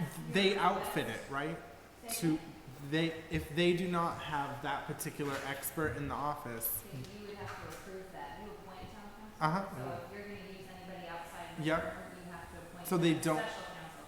So I was just Uh-huh. gonna say, if you need that. The only reason I say that is because in the past, Gay and Gay has provided some assistance to members of my family, or to us personally. And I said, hey, what do you think about a trust? And the reference was, you should see a lawyer that specializes in trust. I really think, obviously, if you just get this as a contract, everything's cool. But when I look at this and read it, as I said, I've only gone through page 6. So I think the fundamentals of what is proposed are good. I don't like the wording that's in some of this, especially when there were references to things that sound optional. There really are no options. We're obligated to set it up. Now, once you set it up, you're supposed to start funding it, but they don't tell you you must put in X dollars. That's what we control, because we know there are communities or entities that have set up OPEB trusts that haven't put a nickel in them, that's up to them. I just want to make sure that when this thing's going to go on forever. When we're all gone, if this comes up again, whoever's sitting here, whoever is the treasurer or whatever, the basic agreement we have is still good, because any changes would have been made through Massachusetts general laws or IRS rules, which means we're good, the town will be good to go into the future. That's my concern. So you would like to wait on this and run Yeah, it by? if we could have this on the next agenda, because I will certainly finish writing comments, and I'll just give you the whole thing. And then if whoever actually prepared this thing could make as what I would call minor changes but important changes, We want it tailored to the town of Dayton. That's my concern. So I can certainly get it to you, hopefully by next week, which would be plenty of time for you to review it. And even if it's not all corrected, you can come back to the board and say you've talked to whoever prepared this, and they have made the adjustments or are in the process, and, you know, what's here is basically reflects everything tailored to the town of Dayton. May I ask who did prepare this? Like what? The person Uh-huh. that has our money, the trust, their legal counsel Okay, did the okay. draft. There was one thing I wanted to just mention in passing, and I'll point it out to you. There was reference to investments. You and I know, under the laws of Massachusetts, municipalities are limited in what they can invest money in. Those laws haven't changed, correct? Right. We are only allowed, when I say we, I'm thinking back to the old days when I was assistant treasurer at DR, we're only allowed to invest funds in, I'll call them very secure investments. We couldn't take money and dump it in the stock market. That would break the law. But there was something in here that when I saw it, I was concerned about investments. And I thought, well, that's not Massachusetts. I gotta find out from Mary if that has changed. It hasn't changed. No, that's what I thought. Okay, thank you. I thought it was very specific though as to what can be invested, where it can be invested. My concern is that this was on the agenda for tonight, and we got this two days ago. I had an opportunity to read it. I'm okay with it. And now we've not wasted, but we've taken time from our treasurer. Now we're gonna ask that she come back again. Mrs. Goulart's gonna send us her changes, but it doesn't necessarily mean it's our changes. So I'm a little concerned about that also. And it has been reviewed by our council as well as the council for the bigger group. Okay. Did you also take a look at it, Madam Administrator? No, I know that I have limits and I'm not. Okay. That would- I just wasn't sure if Yeah. who like everyone that Well, got I a sent copy, that that's all. over to council. Okay, all right. So how does everyone want to proceed? Okay, I gotta correct something. We was not me. I didn't get it 2 days ago. I've had meetings that I've had to cover, which I will give you a brief update on, the 2 that we had today. I don't think any of the changes, they aren't even changes. I don't think any of the edits that I'm suggesting would be opposed by this board. I don't think it's unreasonable that when a law is mentioned, or a special law, that makes no sense. They start out by citing Mass General laws, and I think every reference to a law in here has to be Mass General laws, because in this state, they govern. The other things are just basically questions, and I just got one answered right now tonight about investment. In other states, other than Massachusetts, investment of public money is controlled in some areas, I don't want to say at the whim of, but it's not, investments in other states are not controlled as tight as they are in Massachusetts. And if you've never had to personally invest public money, you might not be aware of that. I mean, I learned a lot for that period of time I was at DR and had to do that until we got a new treasurer. So that's why I raised that point. Were you saying you were going to support it this evening? I'm in favor of it as it is. I do understand Mrs. Goulart's concern. I just want the board to be conscious that we're losing our town administrator, and our meetings are going to get longer. We may be meeting more frequently because, quite frankly, we're going to be, for the next 4 or 5 months, we're going to be doing a lot of the work that our town administrator is doing. So I'm concerned that we're going to start putting something on the agenda, and then we're going to kick it over to another meeting and have. Do we need to be decisive? I mean, I understand. Yeah. So, but I understand.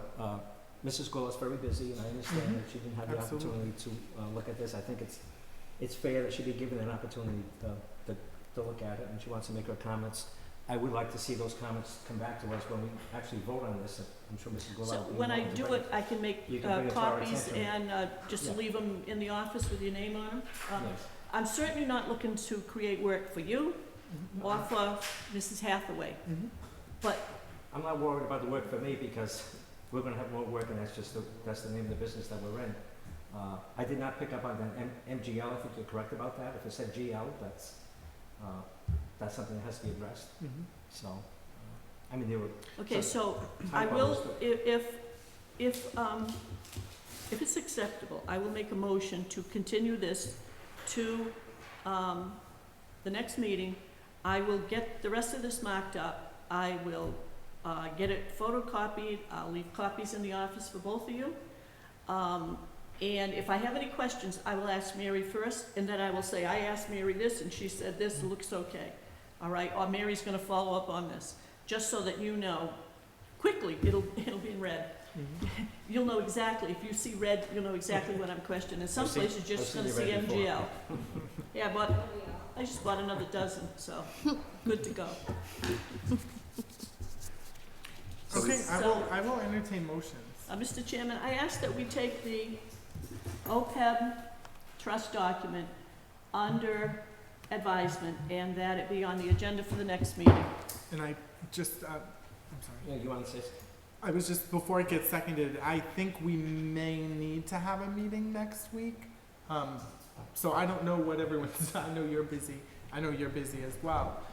Do we think it's You think realistic Wednesday for night? next? Yeah, I'm thinking, Wednesday, Do you, the 28th. Mrs. Goulart, do you think, I know you're looking at your calendar, but do you think you'll have the opportunity to review the That's whole my question.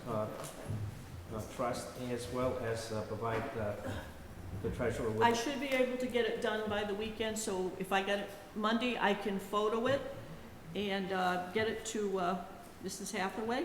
And if there's any things that I need if I have questions on, yeah, I think, And Mrs. Hathaway, once you get the edited version, do you run it back by those legal trust people? I will. Okay, just, you know, it didn't sound And- like it was anything, no, and it sounds even like tidying up. even if they don't get to have it,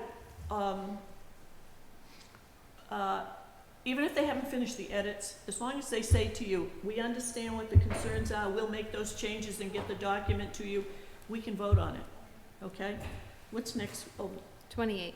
And maybe October if you wanna 28th. do Zoom next week, okay. And after that I mean, is you can come, Okay. we love the having you here, 28th but, is open for me if you want to, what is it? October 28th. She's 28th, I'm sorry, I thought you said the 20th, I'm like, that was yesterday, No, how can we do 28th. that? Back to the future. We back to the probably- past. Yeah, So- we probably should meet next week, given that the next meeting will be 3 weeks from today, so. Oh, Right, yes. The 11th. Excuse me, due Yep. to Thanksgiving and how that has Oh, we messed changed the with schedule. our, we preemptively we're supposed to meet messed on with the the schedule. 4th, We're here for the Okay, 4th. And the we are meeting on 18th. 4th, okay. Perfect. 14th and 18th, because we wanted to That's get away perfect. from the holidays. Right. Perfect. So are you saying we will have one on the 28th? Yes, if you're available. I Oh, don't yes, want to be yes, presumptuous. the day's open. So do you want to amend your motion, change your motion to the 28th rather than? Well, she just said next meeting. Was it just the next She meeting? just said I thought next she was meeting. specific, okay. All Yeah, right. I think it heard was next Yeah, meeting. the next meeting. Yeah, All okay. right, I'll but second. I'm going to aim for this one because Yeah. I don't want to backlog of stuff either. Yeah. We've had a few meetings without old business, so let's, Oh, you like that? Okay. We'll I'll keep second that up. motion. We have a motion and a second. Any further discussion? Hearing none, all those in favor say aye. Aye. Opposed? Abstentions? The ayes have it, and that motion passes. And thank you very Thank much, you. Mrs. Hathaway. And we hope to see you next week. Okay. I would like to request to the board to make a motion, or I will entertain a motion, to move agenda item 9A out of order, please. I so move. second? We have a motion and a second. All those in favor say aye. Aye. Aye. Opposed? Abstentions? The ayes have it. That motion carries. So this is a discussion of additional hours for the police chief's administrative assistant. Madam Administrator, I don't know if you just wanted to. Yes. Yes, Yes, set the scene thank you. for us, please. Thank you. So I received a notice from Ms. Carlene Bork, who is the chief, the And police chief. She's right? here. Yep, Okay, she's I in can't here. really see. Yeah, she's in the she's, corner. okay, Hi, Carlene. perfect. Yeah. Oh yeah, she can't see me. What am I yeah. doing? I'm waving at a TV. She can't see. Brett is waving to you, and you can't tell. So I'll just proxy wave. Okay. So She is waved. the chief secretary, And so she had a complaint saying that she has regularly been working 35 additional hours. Mhm. Excuse me, wow, 3 additional hours a week from 35 from her scheduled 32. Okay. And there is a chart in your packet that I originally misread, and Carlene corrected me. And then I realized that, yes, she has been regularly, and I only went back to June. Her claim was that it has been at least January and sporadic before then. Okay. So here's the issue. Mhm. Under the union contract, she is allowed 32 hours. Clearly, she has regularly been putting in for 35, which has been signed off by the chief. So technically, the town has been scheduling her or approving her work schedule at 35 hours a week, and she would like to have the benefits of such, and that means sick time calculated based off of a 35-hour work week. We've talked about this ad nauseum. Vacation time, personal time calculated off of 35 hours a week. So that is her, I don't call it a grievance, I call it a complaint, because it wasn't signed actually by anybody other than Carlene, and the process is that it goes through the union. So right now it's a complaint, but she has a point. The board right here needs to make a decision on whether or not it is going to be a 32-hour-a-week position or a 35-hour-a-week position, and based on that decision, the schedule will go forward. The chief is obviously here to answer about Okay. that. So I guess my first question would be, I would assume, and please, Chief or Madam Administrator, Mrs. Burke, correct me if I'm wrong. I would assume that it's not, and it doesn't look like it was 35 hours every week. Correct. So it was sometimes, right? And that probably coincided with the ebb and flow of work, right? Correct. Okay. I just wanted to get that one for the record. Did either of my colleagues, if you have questions? We have paid her for the hours worked. Yes. It's only benefits that we're talking about? Right, like sick time, personal time, vacation time calculation. Okay. And just for the benefit of the public, that Okay. this is all based upon schedules. That's how Okay. it's developed. Okay, I understand, okay. So, my understanding was that we may be voting to increase our hours from 32 to 35 tonight. Mhm. I don't understand why we're going retroactive, though. I'm not asking for you to go retroactive. So she, No, I'm even sa- though she's worked more than 32 hours, if we vote on it tonight and we approve it, she's essentially been working 35 Yes. hours without appropriate authorization, meaning this board has not Right. weighed in. So it shouldn't have happened. right, It did. it did, There's a problem. We need to address it. Yeah. So we're at a crossroads. If you say, sure, 35 hours, it'll kick in and be approved, and that's that. If you say no, then we have further discussions. But for right now, I need that decision For before the we go retro. forward. So if we, Yeah. Okay. if I we vote, She's been paid. yes, let's- yes, okay. the pay, but I'm concerned about the vacation time and all that kind of stuff when the board really hasn't Right. approved that. So I'm in favor of increasing our hours, assuming that the chief is in favor of it, but I'm in favor of increasing hours to 35, and beginning whenever we decide that it's gonna start, she can start accumulating extra vacation, sick time, and all of that stuff. Of course. No, go, I'm sorry. I'm just breathing. I'm dealing with a fly over here, I you know- know. please. It's used to Mike be- I Pence's used to be fly. over here, so- Yeah, he's all over the If place. it's, Colleen, she started in 1997, okay? She was the second assistant administrator for a chief before me, Chief Sampson. So she's been here a long time, okay? She's been here 1997 to now, that's, well, how many years is that? That's quite a few years. 23 years. 23, yeah. Yeah, so her role is right now, she works on Monday 7:30 to 3:30, and then Tuesday, Wednesday, Thursday, she works 8:30 to 4:30, okay? She's off Fridays. Mm-hmm. Her job, basically, she does payroll, Mm-hmm. she does the detail billing, she does insurance requests, police reports, and billing for the department. And other things that have come up is, now newspapers are requesting records of everything, and there are some times that she will have to, it'll take time for her to do this, because there's over 100 pages of reports they need. We just had something from the Times Gazette that this woman needed to I get. heard. It was a lot of work, it really was, to go back and look at it. With the help of Sergeant Cronin, he helped also with this, they got it done. So, I'm in favor of her going from 32 to 35. We just have to see her hours, how we're gonna set that, and when she's gonna, come in what time and go home at what time. I have no problem with that, okay? There's other times when she goes away on vacation, before she goes on vacation. She makes sure the payroll is up to date, so it's ready for me to bring up Monday morning. Things like that. Stuff like that is a big help. Do you know, or can someone ask Mrs. Bork if she wants to work 35 hours a week? Like, I know work dictates things, but I wouldn't make a decision to do that. Carlene, did you hear that? She If you want to wanted unmute. to. There we go. Actually, I think the job is a need for 35 hours. We've increased with the details, as the records, as the job originally years back was a 40-hour job. The being in the police department, we're open 24 hours. There's, several times things will come up and I will end up there later than possible. So definitely, I would say the job's a 35-hour job. It should be. Mhm. I will say before we, Selectman Goulart, I suspect you probably have questions or comments. My You other, can have the floor. my other thought is, and Colleen, feel free to respond. You actually have an option to work on Fridays if you choose. I know you're working 4 days now. If with the added Right. 3 hours, the longer days, I realize you've been doing some of this, but if the 3 hours make the days really long, you're not obligated to follow the 4-day work week. And again, that's something you have to work out with the chief.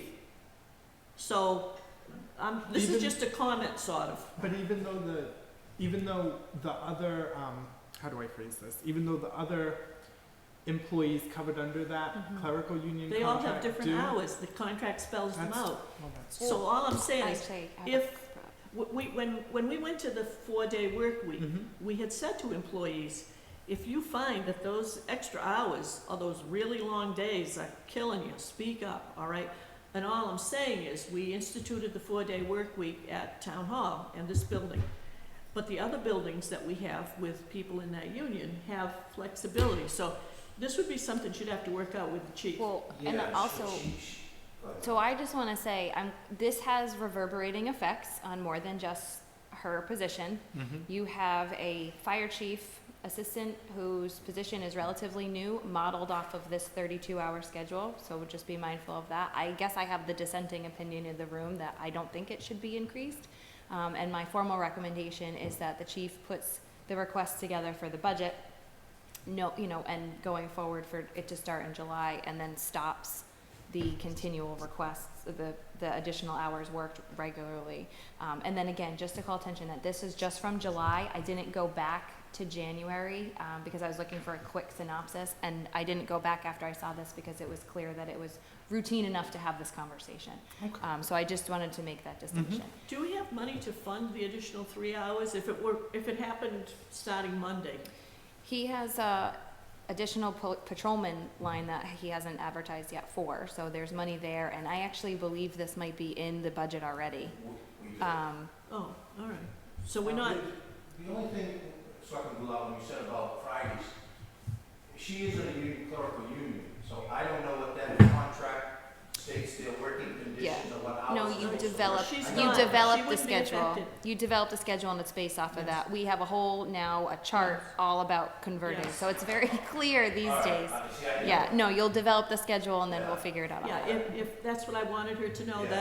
that 3 additional hours doesn't sound like much, but if you're already working a very long day, and it's another hour on those days, and that's what we said specifically to the employees located in Town Hall when this took effect, and certainly carried over to the lower level of this building. So you would have flexibility in your department to schedule her appropriately as needed. So I just mentioned that to you as an option, if in fact this does happen tonight. Well, actually, Nancy, what I'd be working right now is I'm working the $35 the longer day, so basically my hours are 8 hours a day. Depending on where I stand for, let's say, for instance, on Wednesday, the payroll, the details needs to be up there for Thursday morning, so they can go in on Monday. The officers have been out on details, like, just a million details. So in order to do it, I would end up working, let's say, maybe Wednesday and Thursday night later. Sometimes it might be a Monday, maybe something like when the budgets were being done of the annual report, instead of leaving at 3:30, I'd be working till 5:30 on Monday. Okay, but I think it's So, important, The 3 Colleen, hours, so I'm actually doing the longer days anyway, so it wouldn't make, unless I'm misreading what you're saying. I want to make something very clear here. Go ahead. If in fact this is going to be approved, 3 additional hours per week, that schedule has to be determined by the chief. You're not going to tell the chief what you're going to work. The additional hours and her work week needs to be looked at to be the most beneficial for the police department. So I'm just telling you up front, if you're saying I'm doing it in 4 days and the chief says I could actually use her on Fridays, I have to say I will support the chief setting a schedule, working with you. But I don't want you telling the chief what your hours are going to be. That doesn't work for me. He's in charge of that department. He's expected to schedule. We know all the officers are scheduled and the reserves are scheduled because the department has to run. If 3 additional hours are granted, the schedule is going to be approved for the benefit of the department, and that falls to the chief. I just want you to understand that. You won't have the option. Okay, you could end up working Fridays, is what I'm saying. That is how I've been working right along. Chief, have I ever taken advantage or done anything? No. I don't No. think that's No, going no, the no. wrong direction. In the past, when she's worked 35 hours a week, she's been able to do that in the 4 days, right? She hasn't had to come in on a Friday. Correct. There may- Very seldom, once in a Yeah, while. yes, If you would need be on a Friday, I come in on a Saturday. Yes, I've actually come in on a Sunday if there's been a yes. need be. I'm gonna leave it up to the chief to work out his schedule, but it's my understanding, Right. and Ms. Falk, you just mentioned it, that if you need to have her come in on a Friday for whatever, it sounds like she's willing to come in, but I suspect it's gonna be 4 days a week. I'd be interested in seeing how many employees have actually, you mentioned when we went from 5 days to 4, how many have actually asked to come in on a Friday? I don't think that many has actually Well, asked to come no, in on a Friday, so. what has happened with, what has happened With is, exception of I'm in, with the exception of the town administrator. what has happened is, and I will only limit this to union people, because that's the only people the 4-day Yeah, really I'm would just- affect. People covered under that union contract that work a 4-day week have worked when needed, and they arranged it with their department head. For example, we know at election time, there has to be extra time that the 4-day work week doesn't work, okay? So you work that out with your supervisor, okay? Where this position at 32, if it goes to 35, I agree with what Mr. Pacheco's saying, but it will not be up to Ms. Bork to say to the chief, hey, I can do it in 4 days.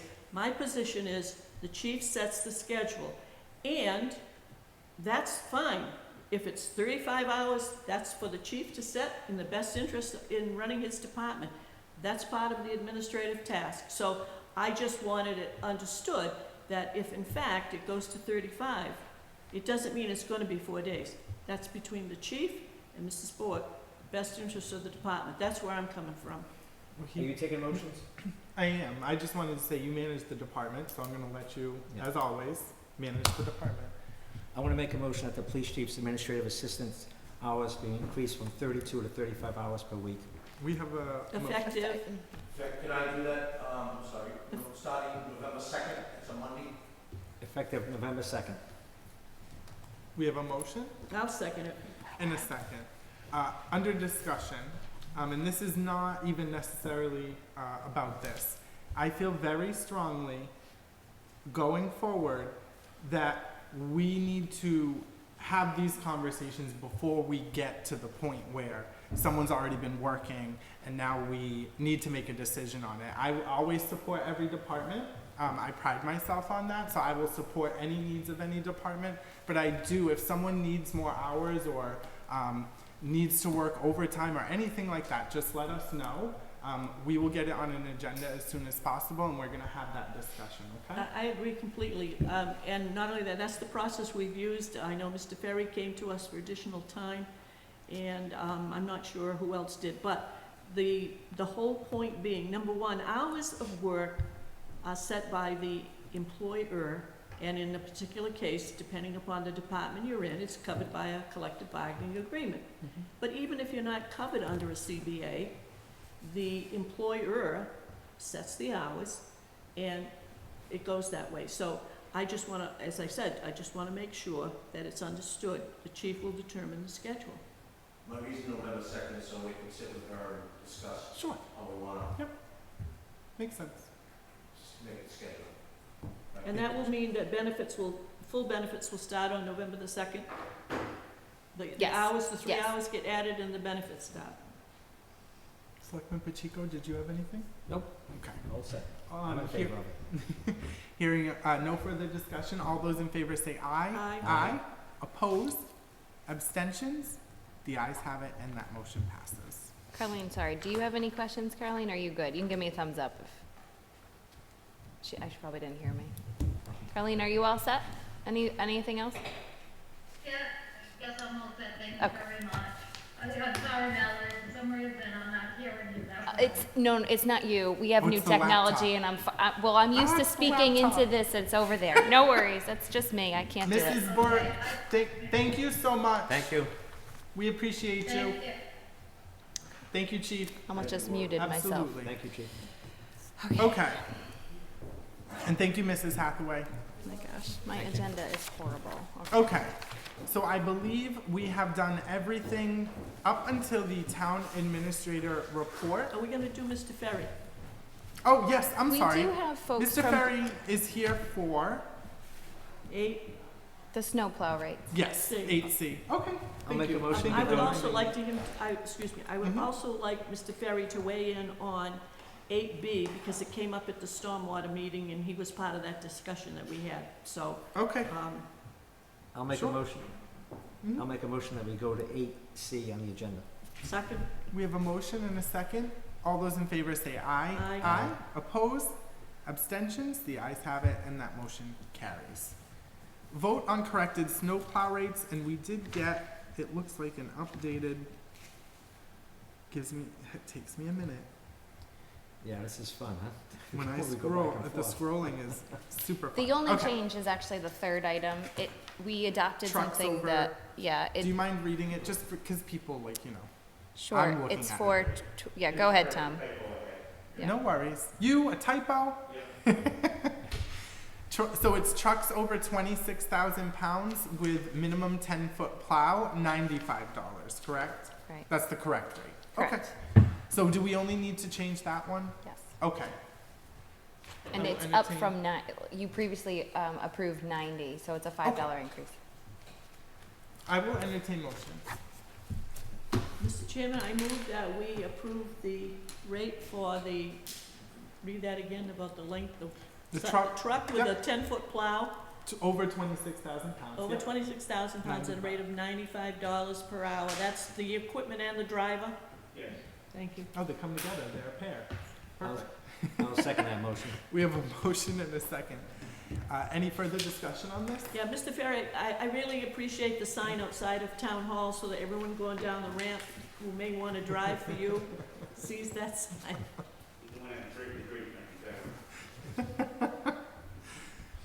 Anything else, team? Hearing none? All those in favor say aye. Aye. Aye. Opposed? Abstentions? The ayes have it, that motion carries. Mr. Chairman, I make a motion that we take agenda 8B out of order. I'll second that motion. We have a motion and a second. All those in favor say aye. Aye. Opposed? Abstentions? The ayes have it, that motion carries. So I'll start, and Mr. Ferry, feel free to chime in. So this was an agenda item at the Stormwater Committee meeting last week, and we specifically asked Mr. Fournette what his feelings were relative to a combination position. Mhm. He definitely is not interested in a regional position with the town of Berkeley.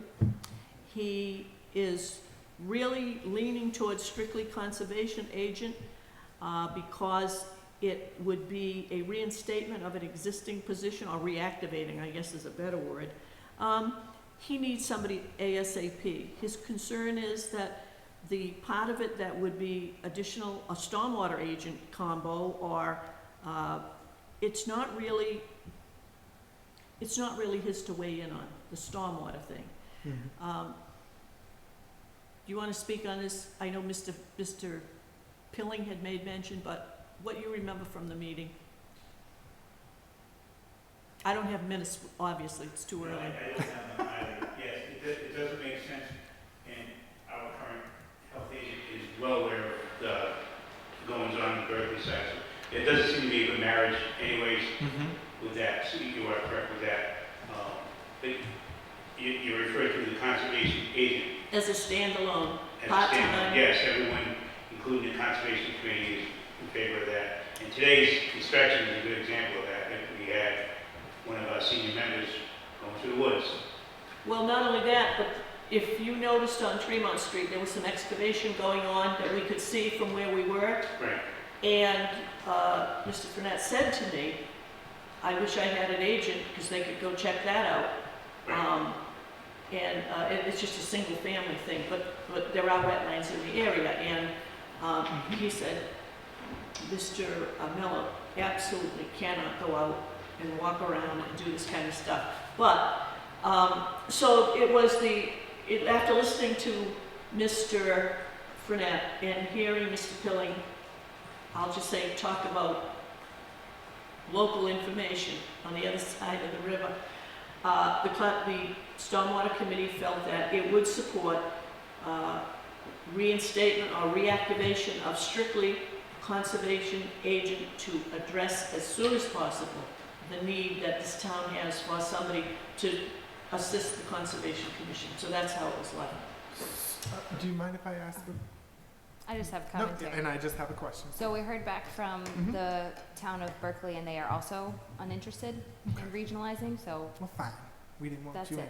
anyway. Their comments were that they didn't feel Just that they kidding. had enough Mm-hmm. to justify the hourly rate, which Oh. surprised me. So they're gonna do their own. I'm not really sure, I Okay. didn't get into that, but I Okay. knew that the chairman of the Conservation Commission and many of the members felt similar, that they didn't want to regionalize, but then heard back from Ms. Martin Sterling, and their side didn't want to regionalize either. And I feel strongly that stormwater hours should be dedicated here, and I'll just say this and let it go. Right now, we have Todd Pilling, the health agent, doing 3 hours. This would be potentially 2 additional hours, and we just started talking about needs of the department, and I think we really have a lot of need for stormwater, but Wait, so that's all. I'm getting confused. What is your recommendation? Is I your think I'm recommendation dissenting conservation again. and I think stormwater, right? Mine is to Both. add some of those hours, take them away from the health agent who's And then he's overburdened just right health. now. Right, well, Okay. I don't know, maybe he'll wanna be this, I have no idea, but, we I'm would asking have a just dedicated conservation agent stormwater duties in the conservation agent's job description to handle some of the MS4 permit requirements, some of the data and the research. And in my opinion, conservation and stormwater are part and parcel, they're very much related, and to me, it just makes sense, where Board of Health is actually really overburdened with other items, so. Okay. I That's feel all. like we took the scenic route, Bay Road.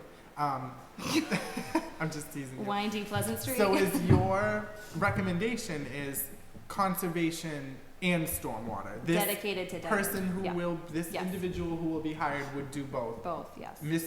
The health agent, I don't want to use names, Right. just the health agent would not have stormwater duties any longer. Right, and this is not to take away anything from a stormwater committee. I believe that will be a very strong committee for years to come, and it wouldn't take any place over it.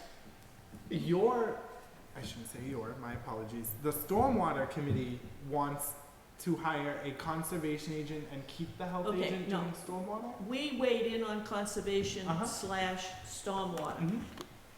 We agreed, Stormwater Committee agreed with Mr. Fournette, if he says, don't want a combo Sure. for various reasons. Mhm. What we said was, we still need assistance on the stormwater side. Mm-hmm. The problem with leaving them, together, Merging. Sure. all right, is that Mm-hmm. we would want a conservation agent that is an engineer. Mm-hmm. I don't think that's gonna happen. The conservation agent has to do conservation stuff. The stormwater agent, for example, has gotta be able to take a stack of plans, drawings, calculations, whatever else they look at, and understand them to be able to make a recommendation to the stormwater committee. Like today, when we went to, we did a site visit to Mill Street, Tremont Street, Blue Wave, yeah. Yep. He had a chance to, the current agent, stormwater agent, had a chance to review the plans, tell us what everything was fine, but also ask questions of the engineer. So you've got engineer talking to engineer, okay? I'll say a layperson can learn how to do the MS4, can learn how to do education. I'm not an engineer, I learned, all right? Took a while. But I'm looking for someone who's a stormwater, I'm looking for some technical expertise that currently nobody on the board has except the person who's doing it part-time. And my concern was when we talked about a combined job before, it was like creating a new position because you got duties for both sides. And if we, and the immediate concern, the really pressing one is conservation. And I had said something about it's not, we're not creating a new position if we just do conservation because we had it. We'd be either reactivating it or reinstating it, all right? So that's what I'm looking at. I'm willing to say tonight, if we can get the conservation job description, whatever, nailed down so we can advertise, that's gonna be the fastest way to help the Concom. Okay. The Stormwater Committee, at the present time, can wait, and if it has to wait till the next annual town meeting to talk about whether it's a separate job or additional hours, whatever, we can do it. And in the meantime, the health agent would continue. But there'd be no That's change, what I'm there'd trying be to no get at. change. Exactly. So if that's you the are case- recommending one. Right, but that's, I understand. Okay.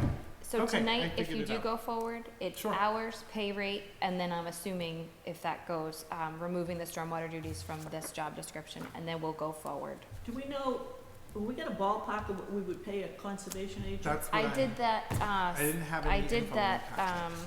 survey, and it's about, like, a good middle line, is to quote Mr. Ferry, you don't wanna be the highest, you don't wanna be the lowest, it's about $30 an hour. I was gonna say ballpark last time, and she's been gone quite a while, was $25 an hour. And that was a few And years she ago. was well qualified, Yeah.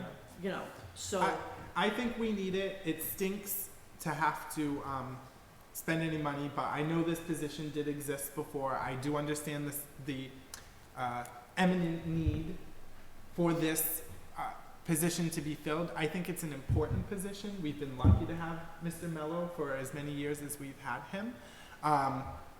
So I'm going to support it. and the other thing too is, in all honesty, The conservation if position. he were physically able, Mhm. he'd still be doing it. We wouldn't even be having this discussion. Right. I know. It would still be going on, He because loves his that's town. how he That's is. for sure.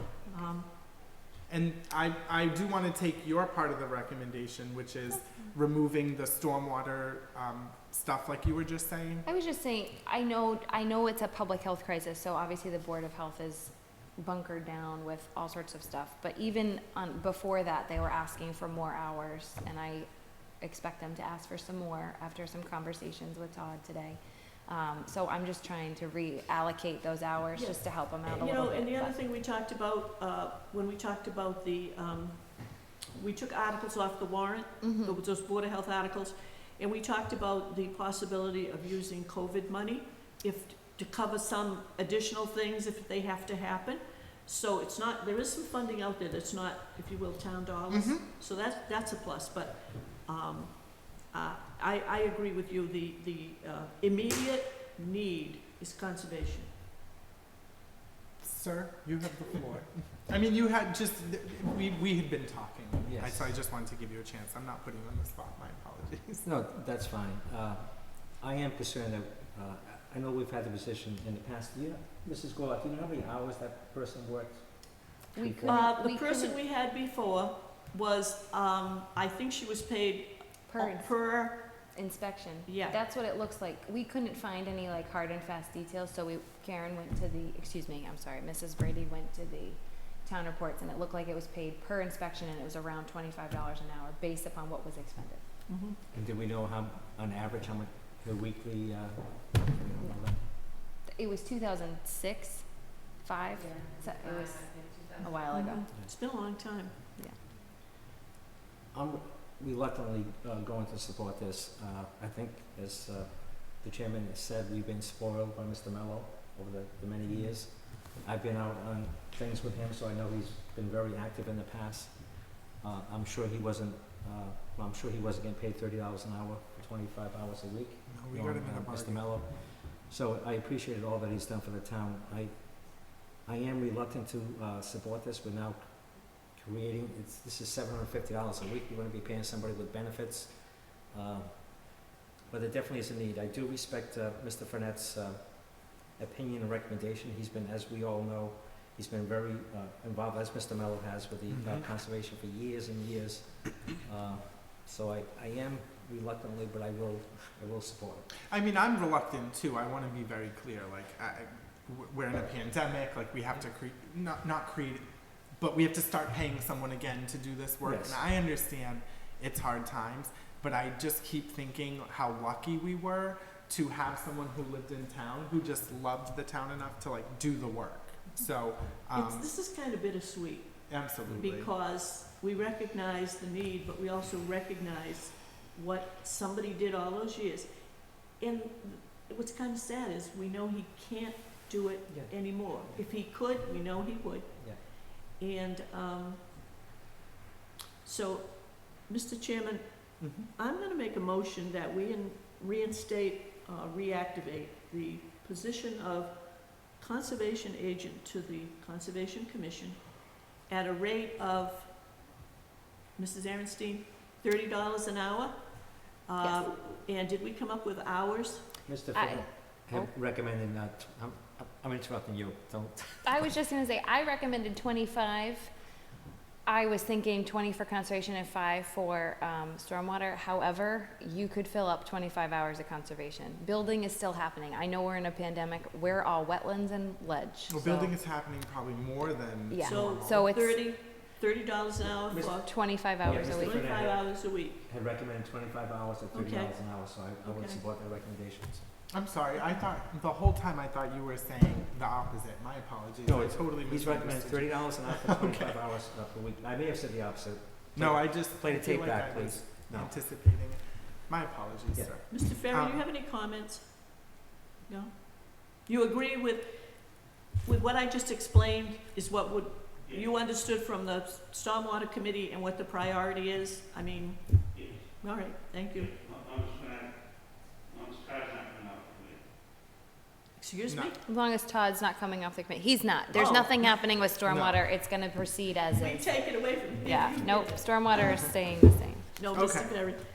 So we have a motion and a second to create, excuse me. to Reinstate? Reinstate, thank you, the position of conservation agent. I do have one question, and of course, it's the board. I'm not sure I seconded it because Oh, we were discussing it. You said you were gonna support it. I don't think you said you Yes. seconded it. So I am seconding the Okay, motion. Sorry. thank you. No, it's Chairman. okay. Under discussion, I did want to ask more of a logistical question. I know, Madam Administrator, that you would, and per our hiring policy, you, as the town administrator, would assemble a team Mhm. of relevant stakeholders during the interview process and Mhm. the recruitment process. So with that role potentially being vacant soon, how Who would I- is that process going to happen? Not to give Karen more work, but Karen has been fantastic whenever she has interviewed with me. So Mhm. I know she's got a good instinct and a good feel for people. She also asks good questions, so if you apply, be careful. So Karen, Be and I would prepared. also ask Todd Sure. Pilling, who is just in the business of conservation Mr. agents and, Frenette, too? well, of course, because it's their Okay. employee. 'Cause you- But That would be a good combo. panel 3, It's it's a odd. giant, But Yeah. shouldn't there, I feel like there should be someone from our board in there, just one person. Okay, I mean, are you developing a screening committee, or are you gonna have I a just panel? feel like if there's no town administrator in there, I do understand that Mrs. Brady was already in the room. I forgot, yeah, you're not gonna be. Yeah, so my question is, who Okay. is gonna fill that spot. Like Mrs. Brady was already there, and I expect So her to be there again. You but- have to be careful here, Uh-huh. because if you prepare something that looks like a screening committee, that's a Sure. whole set of open meeting law rules. Yep. So whoever you decide, that's why it's, the policy's so great if it's just town administrator and like department head. And that's who does it. So I was who thinking was in the Karen room would be before? It proxy was- for the town administrator, Okay. and then Todd and maybe Bill, that makes sense. The Conservation Commission should see them as well. So, When I've hired a conservation, Mhm. not me, not here, but in Mhm. West Bridgewater, we hired a conservation agent in the past. The selectmen did the interviews for everybody.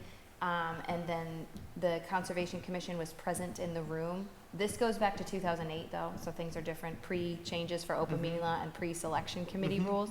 But the Conservation Commission was in the room, it was done in open session. The selectmen interviewed and made their candidate made their selection for the candidate in conjunction with the Conservation Commission. I just had So you a can brilliant also do idea. that. I think what we should do is, and I just wanted us to get, because we were gonna have to confront this no matter what. Yeah. So what I think we should do is have Mrs. Brady, for conservation, I'm just talking about this role, have Mrs. Brady, Mr. Fournette, and Mr. Pilling screen the applicants and bring us 3 to 5 Fine. that they think would be a good fit Yeah. and are qualified, and we will do the final Interviews. interview. Okay, and that works. appoint. Does that work? Because when you were talking about somebody from the Board of Selectmen, I'm Mhm. thinking, I'm not touching this, I'm involved in too many things already that would conflict with Correct. Well, we were gonna whatever. have to battle it out. yeah, I was So- going to nominate you, and I think I would have had somebody sit down and second. Well, it was my suggestion, so fair. I think it was a valid question to ask, though, but I Mhm. do agree that we should have the screening committee, and then it comes back to us. Exactly. Just Three, while we're we- not able to follow the hiring policy because of the vacancy. Right, and we're going to do it That's all. similar for the town administrator. We're going to have a screening committee, they're going Right. to bring it back to us, top 3 or 5, Yeah. to 5 candidates, so. The other thing too is, Well, we'll have the You have the the recruiter for that. search firm will act which as. I mean, yes, that's what I mean. Well, That's- so it's when not- you start saying screening committee, get it, it yes. kicks stuff in, so it makes my Yes. red flags go One up. of the I get it. applicants for the, was forming a screening committee. One of the two, we looked at 2 different. Oh, of the Yeah, 2 firms. companies. I'm One of them following. talked about screening, forming a screening committee, which I believe they did in the yes, past. they did. But I'm not necessarily recommending that. And so this, for, back to the conservation agent, is their role to just go through resumes and select, or is their role to meet with them? I would. What do you mean? Oh, Yeah. Because it seems like you're putting Mrs. together Brady, a screening Mr. committee. Fournette, and Miss. You have to be Yeah. very specific. Yes, so what will they do? Pilling, yeah, what You will they met do? with them. I would assume that you would meet with the ones that you think. Okay. Let's say 20 people apply. You meet with 7 and give us 3. Okay. Something like that. Or- I'm making up Or not numbers. only that, if you get 20, or if you get 10, a minimum would be 3. Sure. By the same token, if you got 20, don't bring 7 if you're really figuring out, well, we got 3 good ones, who were the other 4? Figure a Yeah. minimum of 3, and then, remember when we did the fire chief? Mhm. What Chief Nord recommended was, he gave us a list of 10, Mhm. and then he ranked them and told us, if you wanna bring in anybody else, you can. We didn't, because of the way he told us how he ranked them and all that, and he did interviews, and then he brought the candidates to us, so that worked well. The other thing I was gonna say is, since we're reactivating this, we are going to have some time to really monitor this, because we'll be working on the next budget. And if, at that time, we feel, well, we don't really need this, do we need, we do, whatever. But that's also the time when we can talk about stormwater or whatever. So it's not like this is overdone with forever. Okay. We still got some options here. Yes, and I want to make it clear, they don't have to interview everybody. No. They get 20 no. applicants, there may be 7 that don't The even promising ones. qualify. Yeah. Yep. So, Some people just apply to apply, yes. all right? And I think what Mrs. Aaronstein said was, you've done this enough that you and Mr. Pilling and Mr. Fournette can sit around the table and say, okay, anyone that's got one that looks good, put it in this pile, and then we're gonna circle these around so everyone sees them. And then we're gonna get this Mhm. down to a certain number that you, the 3 of you, would talk to, and then you're gonna send something to us, a minimum of 3, okay? I think that sounds. I think it works fine. Yeah, very reasonable. We And may then, Sometimes not it's have bad a when lot you're of good, right? applications either. I mean, it's a very specific role, so I would be surprised if there were a lot of applications, but you'll get some, and then you'll Yeah. just weed them down and then send us Okay. the good ones. Madam Administrator, does that process seem reasonable in Yep. terms of, Nope, I just needed to know Okay. exactly what was going on, and Of I'll course. advise Karen, and Yep. we'll work on this immediately. So that was a There is motion and a funding. second. No, you Sorry, can continue. when we, the agenda was designed to talk about the warrant first, but there I is, know. I know. It's all- funding, for this proposed on the town meeting warrant, in special town meeting. Sure. Are we okay to vote? Yes, Okay. please do. Please. Do we have any further discussion? And again, once the administrator position is filled, we will go back to the process that Madam Administrator has set up for hiring. Yes. Hearing no further discussion, all those in favor say aye. Aye. Aye. Opposed? Abstentions? The ayes have it. That motion passes, and I just wanted to thank my colleagues for taking a tough vote. I know it's not easy, but it's needed, and I just want to thank you for supporting it. Okay, not that it was my pet project, but it's needed. Madam Administrator, Yes. Town Administrator report. Thank you. All right, so I'm gonna be quick. Sure. The last time we met, we were talking about our town meeting, warrant, and there was an item on there for inspectional services for a vehicle request, and then there was conversation about applying for an EVIP. So I did, and we got it. So we got $5,000 Wow. for, to go towards this vehicle. If it doesn't pass at town meeting, we just tell the state we're not going to proceed. But that brings your costs down. So the item, the amount that was on and prepared, we got the news today. So the amount that was prepared, for the warrant is actually higher than what we'll need, but when you throw in lights and lettering and all that, it's always nice. But it will come in under budget, so, that's always a good thing. So great idea. I'm glad that we got it, and hopefully this will go forward. So that's some better happy news than I had planned on sharing. You did a really So, good job, and I'm glad that we it is a looked into very it. simple, I don't want to take any credit for this. It is a click, click, click, we're gonna do this, Yeah. and there you go. So thank you to, actually Detective Richards found the car for me that Absolutely. qualifies, Well, so thank you to him. Thank you to the board for being supportive of us looking into it as So well. is it gonna be a hybrid if we get it? It is, so we had to get something, so I'm gonna reiterate this because it doesn't make sense to me. It's a hybrid plug-in, but can have an internal combustion Yeah. engine. So I was like, this is what it says, Ryan, find the You match. figured this out. And he did, and so here it is. It is a 2020 Ford Escape four-wheel drive, and the total cost for everything is $30,554. So then take 5,000 off of that, and that will be our perfect. cost. So I 25 know and some somebody change. has a Toyota hybrid, and they put gas in it, But it only kicks on and if when you- she gets on the highway, Yeah. but when she's just doing, It'll and she be- She'll do says, the electric. Yeah. exactly, That's and so it's cool. automatic, just goes, Yes. does its thing. Okay, we do have some representatives here for Blue Wave Solar, so Okay. I just want to call your attention to them when they speak up. So last time, these next three things are all related. Last time we met, we talked about the solar agreement. I was requesting that you place it on the warrant so that we could be prepared and bring it to town meeting and then finalize all the details of the agreement later. The agreement was sent over to council and to Mrs. Beauregard, who I think is actually called in on the phone. I think the 669 number is Carol. Hello, Mrs. Beauregard. So we had worked on this in September. I did forward along the agreement to council as I had notified you in September. Hi, Carol. We're doing well. I did forward that over to council, but he neglected to, I guess, get it over here. So I don't have it. We then said, hey, we're having a meeting on this. Can we get that? And he was not able to provide that either. So I do not have an agreement to provide to you. We did have representatives from Blue Wave Solar scheduled here anyway to answer any, for them to field any questions you may have and answer any questions that you may have. So we can still have this discussion.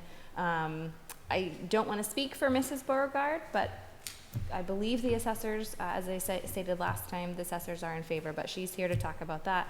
But I understand, I don't have an agreement to give you. So, it's a little outside of my control there. My only, I shouldn't say my only concern, my main concern, my primary concern would be not, I think we were supposed to vote tonight in general on the warrant articles and our recommendations. Recommendations are next. Okay, I thought that was tonight because we had already voted last two meetings ago on what to just what to put on the warrant and what not to.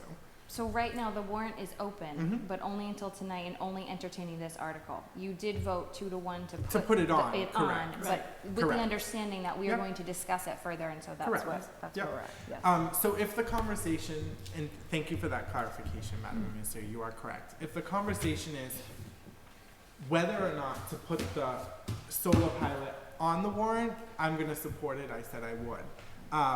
I'm not gonna vote in any direction to recommend it until I have obviously had time to read it and Of course. digest it and ask the thoughtful questions that will be provoked from the reading and Okay. having it physically. So Okay. that's my position. So, this came up at the stormwater meeting, and by the way, today at 1:00, we had a site visit, Mhm. and we had, only one member couldn't make it. Plus, we had Mr. Cabral, the property owner on Tremont Street, and we had his engineer, the man that came here with the plans. So, the site visit went fine.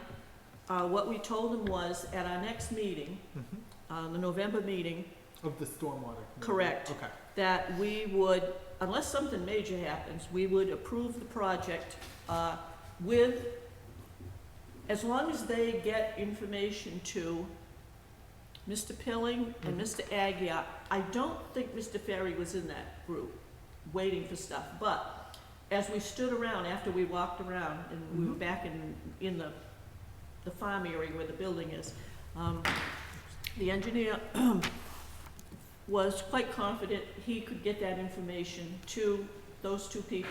So based on that, I said, unless somebody has something else that we don't know about or it comes up, I would imagine that the Stormwater Committee will vote to approve the stormwater management plan for this project. Sure. Now, I did go through this agreement. This is one of the reasons why I didn't get through the other. Main concerns, and I'll give you guys copies of this. First of all, and we did discuss this at the meeting today before we adjourned. This whole pilot agreement is premised on one agreement for 2 sites. There are 2 sites. There will be 2 stormwater permits. There will be 2 building permits.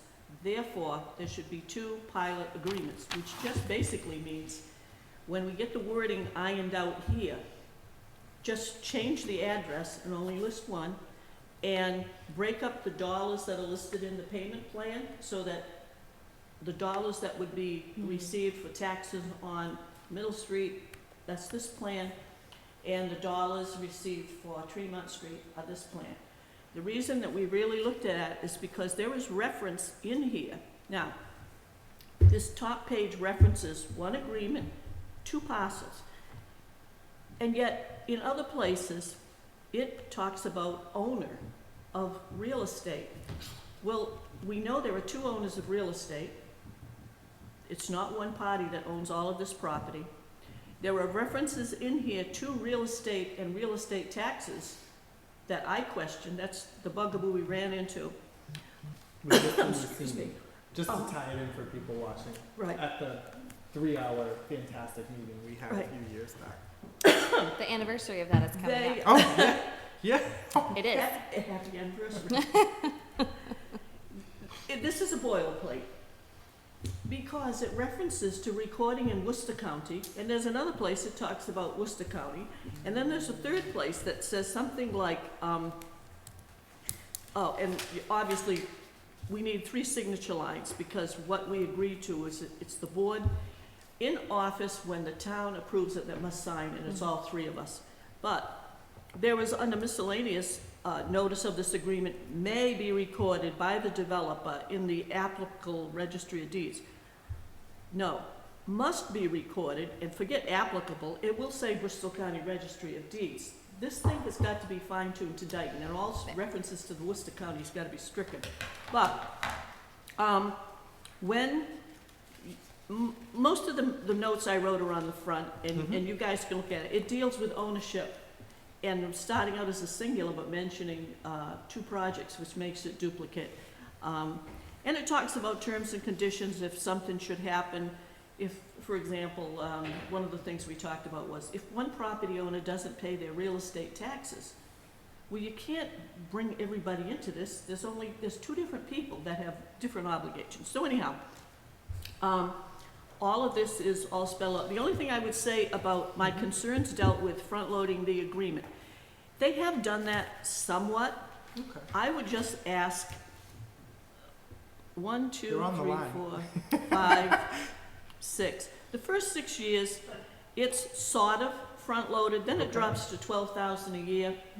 I would ask that those remaining years be decreased and that the first 6 be increased a little more. The reason I'm saying that is, I remember Mr. Pacheco and I went to Carver and were very surprised to see all they have done from a capital project standpoint for building. Now, we're gonna be talking about our 5-year plan. The town of Dayton needs to get money to put into capital stabilization so that we can start implementing these plans and hopefully avoid some borrowing, because that's what Carver did. We were amazed at what we saw. So we have this pilot agreement, if we could get a little more up front with the intent of putting it there for whoever's project comes along first. We've got more solar farms coming. We're waiting on a pilot for phase 1 at Elm Street. So that's an opportunity to get some money to put into the account. So I'm thinking long-range financing, anything we could do to have some income come into the town that we could set towards capital projects. I get what you're saying. It might, I don't know if we'll eliminate borrowing, it would certainly decrease the amount Anything needed. would help at this point. Exactly. With what And we're facing. Since the total taxes over the 20-year span, the total's the same. So if we could get a little bit more in those first 6 years, decrease the final ones. That would help us with a 5-year plan. Well, that's my point, okay? So that's, I was It thinking makes of that too. sense. I was just thinking of expenses, So, but Selectman anyhow. Goulart, since we have Blue Wave, I know Sure. you Yep. had a point. I just would love a copy of those. I'd like to send it over to council because I think you're making a lot of sense about the 2 separate pilot Oh, agreements. yeah, I'll photo this And then, in color. so I had actually asked for the front-loaded, You don't want me to read color any is of the helpful. The original color is intent? helpful. It won't fit in your notebook either, so. I had actually asked for that front-loaded stuff because I have the front-loaded payment plan because I have the same strategy about, like, I think the same way about that. So I think that's a nice Well, idea. not only So- that, I was just gonna say, we'll help you in your new job. I'm not trying to help Swansea, but what I will say is, once you get into these, like Brett and I had a bad experience with 2 of them. Right. All right, nightmare. But once you read it as Yes. like, almost, let's say, an uninterested party, just looking for logic, then Right. I think you can pick that So up. I had read through and asked for a couple of provisions. This is why it went to council first. I wanted to have a couple of provisions in there. I just did not get it back from him in time to provide to you. So you're looking at what I first digested and read. So I wanted to give him your comments Oh, yeah, immediately. we can fax a copy of so this to he him can and put that say, in. Yeah. you know, Selectman Goulart raised these issues. Sure. She shared it with the board. They're gonna see what they think. He is preparing to have commentary by November 4th. If you want to hold on that, No, I that's can, fine. I get to town hall All right. tomorrow, I can photo it Okay. and leave, I'll leave copies, on the desks so that they can just look at them, but certainly get it to you and it can be We'll faxed get to it over there. whoever's doing it. And that is all I have. So if Thank you want Madam to, Administrator. Sure. So my concern is that I believe you sent this to town council back in early September. Yep. And now we're almost at the end of October, and we have it on this is another example of putting something on the agenda item that we're not even prepared to vote on. So I'm troubled that we don't have the report from town council. So with all due respect, I had this on the agenda because I wanted it to be on the question was whether or not it could be on the town meeting warrant so that you can get this pilot agreement before pending legislation at the state comes in and does not allow rollback taxes on these projects. So I have my own kind of blocks. I tried to set it up for success by providing this to council earlier on. So that's why it's here. may I- And honestly, I thought I'd be getting it So back we by can now. put it I'm on shocked. the warrant. Okay. Yep. I just For want to, spaceholder. Yes, before we because get off the topic, it Selectman says- Pacheco, continue. Yeah, it says act on the Blue Wave Solar, and we're not prepared to act. That was my Correct. concern, that we're not prepared. I don't mind putting it on the warrant and then make sure that we get town council and other people's Sure. opinions on it before then, but So the Maybe reason hold on. I'm happy you brought this up is because I think what this has probably raised is a bigger conversation that we need to have regarding the timeliness of some attorney-reviewed documents getting back to us in time. This was not the first time this has happened. I gotta tell you so guys, we can do that at another meeting Right. if you all are I amenable to can that. tell you this, I sent an email to Matt and said, Attorney Costa for excuse me, not everyone. Attorney Costa, Gang Knows Gang, them like we whoever. do. The sidewalk project's done. The order of taking information has been sent to you. When are you gonna get to that? He's working, he sent an email and said, the order of taking has been drafted. I wanna go through it one more time before I send it to you, which would come to the board. I'll look at it and everything's cool, it'll come to the board so we can vote the order of taking. But the other thing that had to be done, which we will act on at probably the next meeting, one property owner donated the easement to the town. So there was going to be an easement donation agreement plus an indemnification agreement like the Aggie School had when they donated stuff, the sidewalks, land. Well, time went by, we paid everybody off, the road is all, the sidewalks are all done. So I got in touch with the attorney and said, hey, forget the indemnification. All I need, because I had started both of them, and then I stopped because he told me he was working on the order of taking. And I said to him, by the way, one of them is a donation. So I had to send him info and send him copies of the votes at town meeting and all that good stuff. So he did, early this week, or was it over the weekend? On Saturday he did it, so it was probably Sunday. I got an email from him with the donation agreement. I read it, I forwarded it to the property owner. It said, would you please review this? Because we only need one person to sign, even though it's two people that own that, the Dayton Center. And if you want to take it to your attorney or not. Well, I got it yesterday, it's all signed, it's ready for this board to act on. So we will vote on accepting the gift, and then we will vote to send a letter to the donors, so that for tax purposes, it shows they donated X, and we'll say what that is, all right? Okay. So, I know he's been working on that. I don't, obviously, they're counsel for the city of Taunton, but anyhow, Well, it sounds like what I don't wanna shoot him down, but No, like no, you no, say, no, we no. need to discuss It's stuff. not, I want to be very clear. It's never, these things that come up for discussion are never with malintent. It's just we are in a position where, unfortunately, someone we are very dependent upon is leaving their role. And the board needs, the town needs a town council where we are a priority and things are getting back to us in a timely manner. And that's why I brought that up, and I hope that we can have that discussion at a future meeting. So, did we vote that the chairman would have contact with town council? Town administrator has And the chairman. contact. And the chairman. And the chairman, Yeah. yes, but I have So I can't- seldom had to reach out. Yes, so I can't contact the, Yes, you can, I'm asking the chairman. okay. I'm asking, But I'm asking the chairman. I just please. want you to know, I'm asking the chairman, Mhm. do I have to run it by you if I have to call town council or if we have? It should be run by one of us, yes. But I think what you're gonna say is, and I'll let you say it absolutely, there are certain things you do for stormwater. when I'm where working you- on well, not even stormwater, when I'm working on a project that I report to you Like guys the on noise. periodically, Yeah. if I run into a snag, I will send an email and I copy, town administrator, and usually, if it's stormwater, it might be somebody on the committee, but it's usually, it's been sidewalks and easements, and, this particular sidewalk project had a number of, I'll say, properties that weren't just held by the husband and wife. They were trusts, and they weren't all the same kind of trusts, so there were a number of questions that were passed to Attorney Costa. But my understanding is that if we're working on projects, as long as you copy the TA, you know. But you're delegated those, like the Miller's Lane thing. Exactly, You were yeah. And delegated we that by voted- the board, we that voted you were as a the board. rep. Yeah. Right. On that. So I think Right. what you're referencing would be in reference to this that we're talking about. That was not a project that she was authorized to do. So to answer your question, no. And the other thing is now that Mhm. shortly, we're not gonna have a town administrator, you should be copied.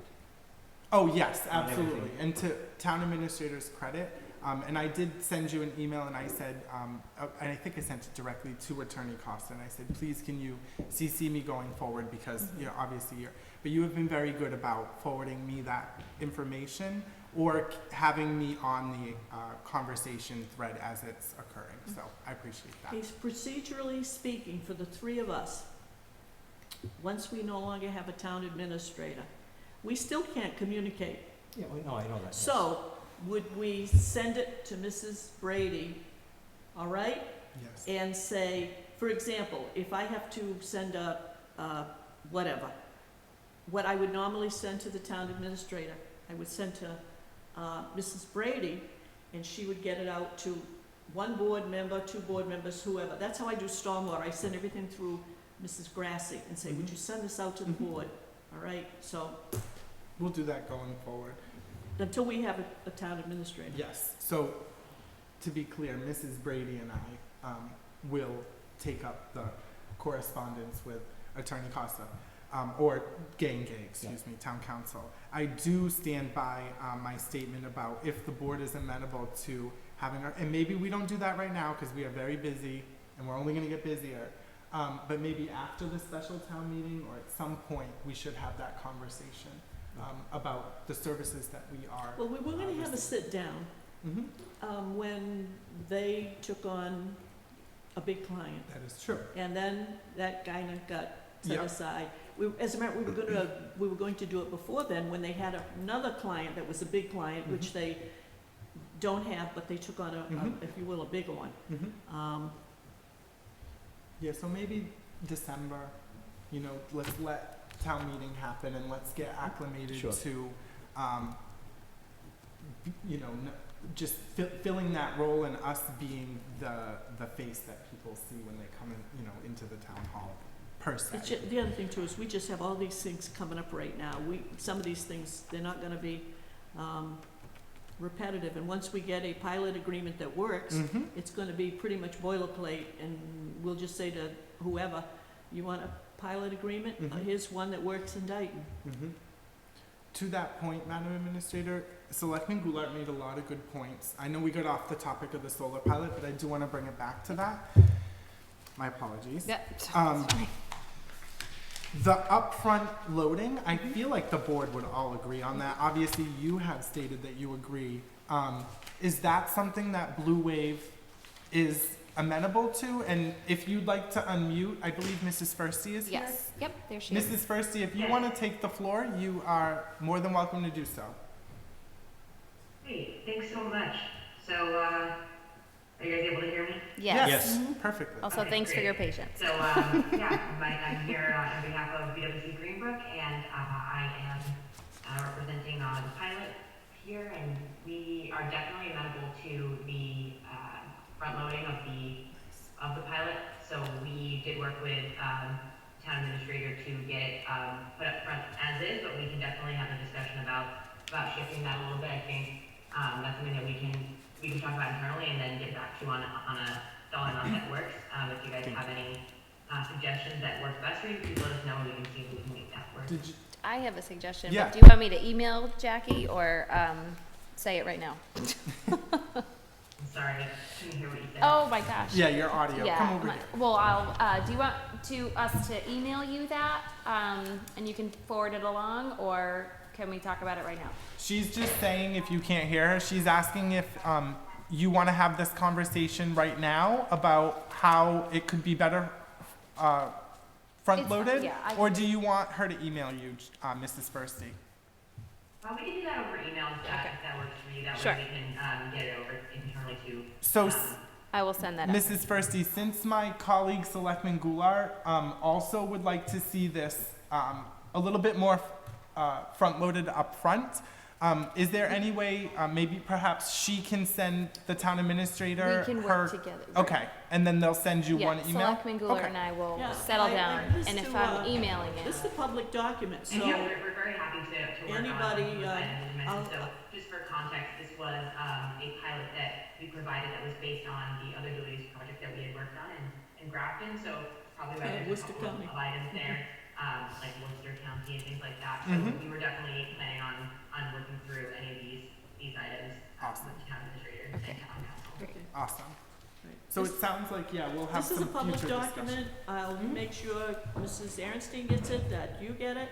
It can be shared with Jackie, with Sure. council, Mhm. whatever. You Okay. know? Well, it sounds like there is some negotiating going on, which is good.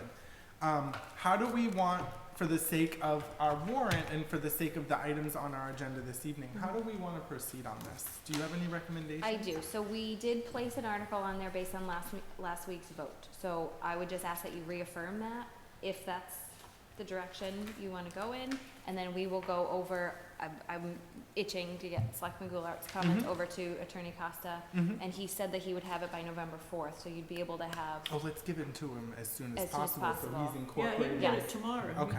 and then you'd be able to hammer out all the details before town meeting on Okay. November 16th, and present what the deal is, I guess, right. and then sign it after it's voted upon. So I think the timeline still works. Is it tight? Yes, but I think you can do it. I think the main thing is we get it on the warrant, we Okay. do all the work behind the scenes. Yep. We should have a agreeable, acceptable, 2 pilot agreements that we can present at town meeting. Mhm. And quite frankly, you explained the first one, the second one is gonna Oh, be the yeah, same. they come in the Oh, same. So other Karen, than we'll have to do a the second dollars, warrant the article. big one will be the farm on Tremont Street, and the smaller amount dollar-wise will be the one on Mill Street. But as long as we get the basic details all lined out, we should be on safe. And then, as I said, going forward, Mhm. hopefully, maybe even phase 1 on Elm Mhm. Street can learn from this one. That Yeah. is in the wings, for Oh, sure. okay. So we'll have to have a second, that reminds me, a second warrant article dealing with the second location, Can we, Okay. if they're two separate can we ones. just Okay. note a placeholder? I did, Thank yep, you, I Ms. just- Yes. Thank you so Yes. much. We are I don't telepathically even know why I ask communicating, at this point. I'm always the last, We- last to figure it out. Okay, so colleagues, Selectman Pacheco, if you have no further questions or public input, Selectman Goulart, I will entertain motions. I'll make a motion that we continue with the Blue Wave Solar Pilot Agreement to our meeting on November 4th. Okay, I'll second that. Okay, we have a motion and a second. Under discussion, that doesn't affect us keeping the article on the No, I'm warrant, gonna right? make No, a that's motion the to Okay, next- just reaffirm making that. Yeah, sure. that's Alright, the just next making one. sure. That's the next one. Any further discussion on this? Nope. Hearing none, all those in favor say aye. Aye. Aye. Opposed? Abstentions? The ayes have it, that motion carries. Mr. Chairman, I make a motion that we reaffirm placing the Blue Wave proposed pilot agreement on the warrant, and it'll be designated as 2 articles, and we will identify them as Blue Wave 903 Tremont Street and Blue Wave 624 Middle Street. I'll second that motion. We have a motion and a second. Any discussion? I think that we did a, Oh. I'm sorry, can you repeat that, Mrs. Firsty? Yeah, if I had a clarifying comment that it would be under PWC Greenbrook LLC instead of Blue Wave. BWC Greenbrook, Okay, so, Mrs. Green, yeah, green Okay. with an E at the end. Brook, Okay, okay. Mrs. Brady? Thank you. I just want to make an amendment to that. Instead of saying Blue Wave, it will be known as BWC Greenbrook LLC, 903 Tremont Street. Same title, and the address in the second will be 624 Middle Street. Thank you. That okay Thank you. with, Mr. Pacheco? That okay with you? Yes. Those- All right. Has it been seconded yet? Yeah, I thought you did. Yeah, you I thought I did, seconded yes. it. That's why but she was then- just making sure. Yeah, I we were just, still I made okay. that amendment based on the request that was made. Okay. So we have a motion and a second. Do we have any further discussion on this? Mrs. Beauregard, are you Yes, Mrs. Beauregard. She's okay been with the quiet. second? Hi. Yes. What can I do for you? Give me a thumbs up that you're good Miss- with what we all just did. We're having a second, we're treating them as 2 separate projects. Thank you, Alex. Oh, see, I All knew right. it was just Go Mrs. ahead. Beauregard. So here's the two changes that we're proposing, and we are going to keep the article for the solar pilot on the warrant article, but we are going to do two solar pilot agreements. That's one change, and the second change is, and they're based on location, obviously. The second change is that the board seems to want more front loading in the first few years of the agreement. I know that doesn't change the total collected, but we do have a lot of capital projects and things down the pipeline that these monies could be used for, rather than, obviously raising and appropriating or using free cash. How does that sound in terms of changes? That's actually better, because a lot of the pilot agreements I've seen, they usually go, it gradually goes down with depreciation, and it usually flattens after the 15 years. So your last 5 years. Perfect. That's exactly what I was That's thinking. even better. That's exactly what I was thinking. Those first 15 years, go to a 20-year pilot, those first 15 years, you get the most of the money, and then it flattens after that. Fabulous. Oh, So so Fabulous. that's even normal better. for a pilot agreement. Mm-hmm. Thank you, Carol. Thank you so much, Mrs. Beauregard. Yep. Wish you'd come and join us more often, but I understand. You're making me miss my big brother tonight. Hey, No spoilers, Carol. yes, Carol. No spoilers. Do not mention what happens. Mallory and I are big fans. I don't care. I have Cole, my son Cole's watching these days, so. I've never watched it, never will. So good. Ken Okay. will convert So you. it sounds like the Board of Selectmen, Town Administrator, and the Board of Assessors appear to be in agreement on how we want to proceed on this. Very So good. do we want to call a vote? Because we already had a motion in a second. So- Yes, and then you have to close the warrant. Sure. Yeah. Did you have anything else? I do not. Okay. Thank you. All those in favor say aye. Aye. Opposed? Abstentions? The ayes have it. That motion carries. And before we close the warrant, I did just want to thank everyone who came, especially Mrs. Firsty. So thank you so much, and we'll be in touch. Let's make a Thank you deal. so much for having me. Yeah, looking forward to getting this all squared out. Absolutely. And thank you for being so malleable and amenable. We appreciate Yeah, it. not a problem. Thank you. And now I will entertain motions to close the special town meeting warrant. Mr. Chairman, I move that we vote to close the special town meeting warrant. I'll second that motion. We have a motion and a second. Before I call the vote, there was an article that I thought was going to be changed or taken off. Did that happen while the warrant was open? Which are, oh, no, they're going to continue Okay. with that. However, the cost is Decreased, right? much less Okay. than originally requested. It's the playground article. I've had a couple of conversations with Mr. Rhines as to how this is all gonna work, and I think it'll be just fine. Okay. So it is I just staying didn't on. want to close it. I wasn't sure if it was going to be removed or changed. Was so I that the just- North Dayton playground? Playground, yes, Okay. and so the request is to purchase materials in conjunction with a manufacturer for grant, Is that Stuff. the 92,000 has been Yes. reduced? Yes. Or yes. Yep. 92,000 is the figure, or I think it's 94,000. I thought it was 90. So I'm gonna tell you the higher, so that maybe you'll be happy if it's Yes. lower. It's But yes, it's 100,000. 94,000, so it's dropped by Well, 100 was the $105,000. number I had heard way back when, so. what was that, please? It was 100,000 way back when, so Yes. it's down below that. Correct. Total cost isn't, but the town's Okay. cost Right. is. Right. That, okay. Yeah. Hearing no further discussion, I will call the roll. I will call a vote on closing the special town meeting warrant. All those in favor say aye. Aye. Aye. Opposed? Abstentions? The ayes have it, and that motion carries. We do have that for you to sign tonight. Sure. And then we will post on, actually, if you wanna wait, you can, if we're having that meeting next week, you can just vote to sign it next week, and it will be Yeah. finalized, so One last question. let's do that. Are we, I feel like maybe I'm just not retaining information It's tonight. the day, and it's a full moon, and it's been awful. Are we doing our recommendations? And I will have those the- recommendations go on the final warrant? So they for the usually do? special town meeting, Mhm. I mean, they can if you want them to. I think we normally put the recommendations on for those attending town meeting, and the handout has the recommendations of Yeah. both Finance Committee and the Board of Mhm. Selectmen on them. Mhm. So when somebody arrives, they'll receive the copy, the That's hard what I copy. meant. When it's posted, Mhm. no, unless you did it next week, and then you can post it with the recommendations. Well, I But it guess wouldn't that have was my FinCom, question. it wouldn't have FinCom recommendations. I don't know if that matters, but Do they're we not have- meeting in time. Oh, I'm sorry. Do we have a date when the finance committee is gonna be meeting? I spoke with the chairman, this afternoon, and he said he was gonna put together something for the latter part of next week.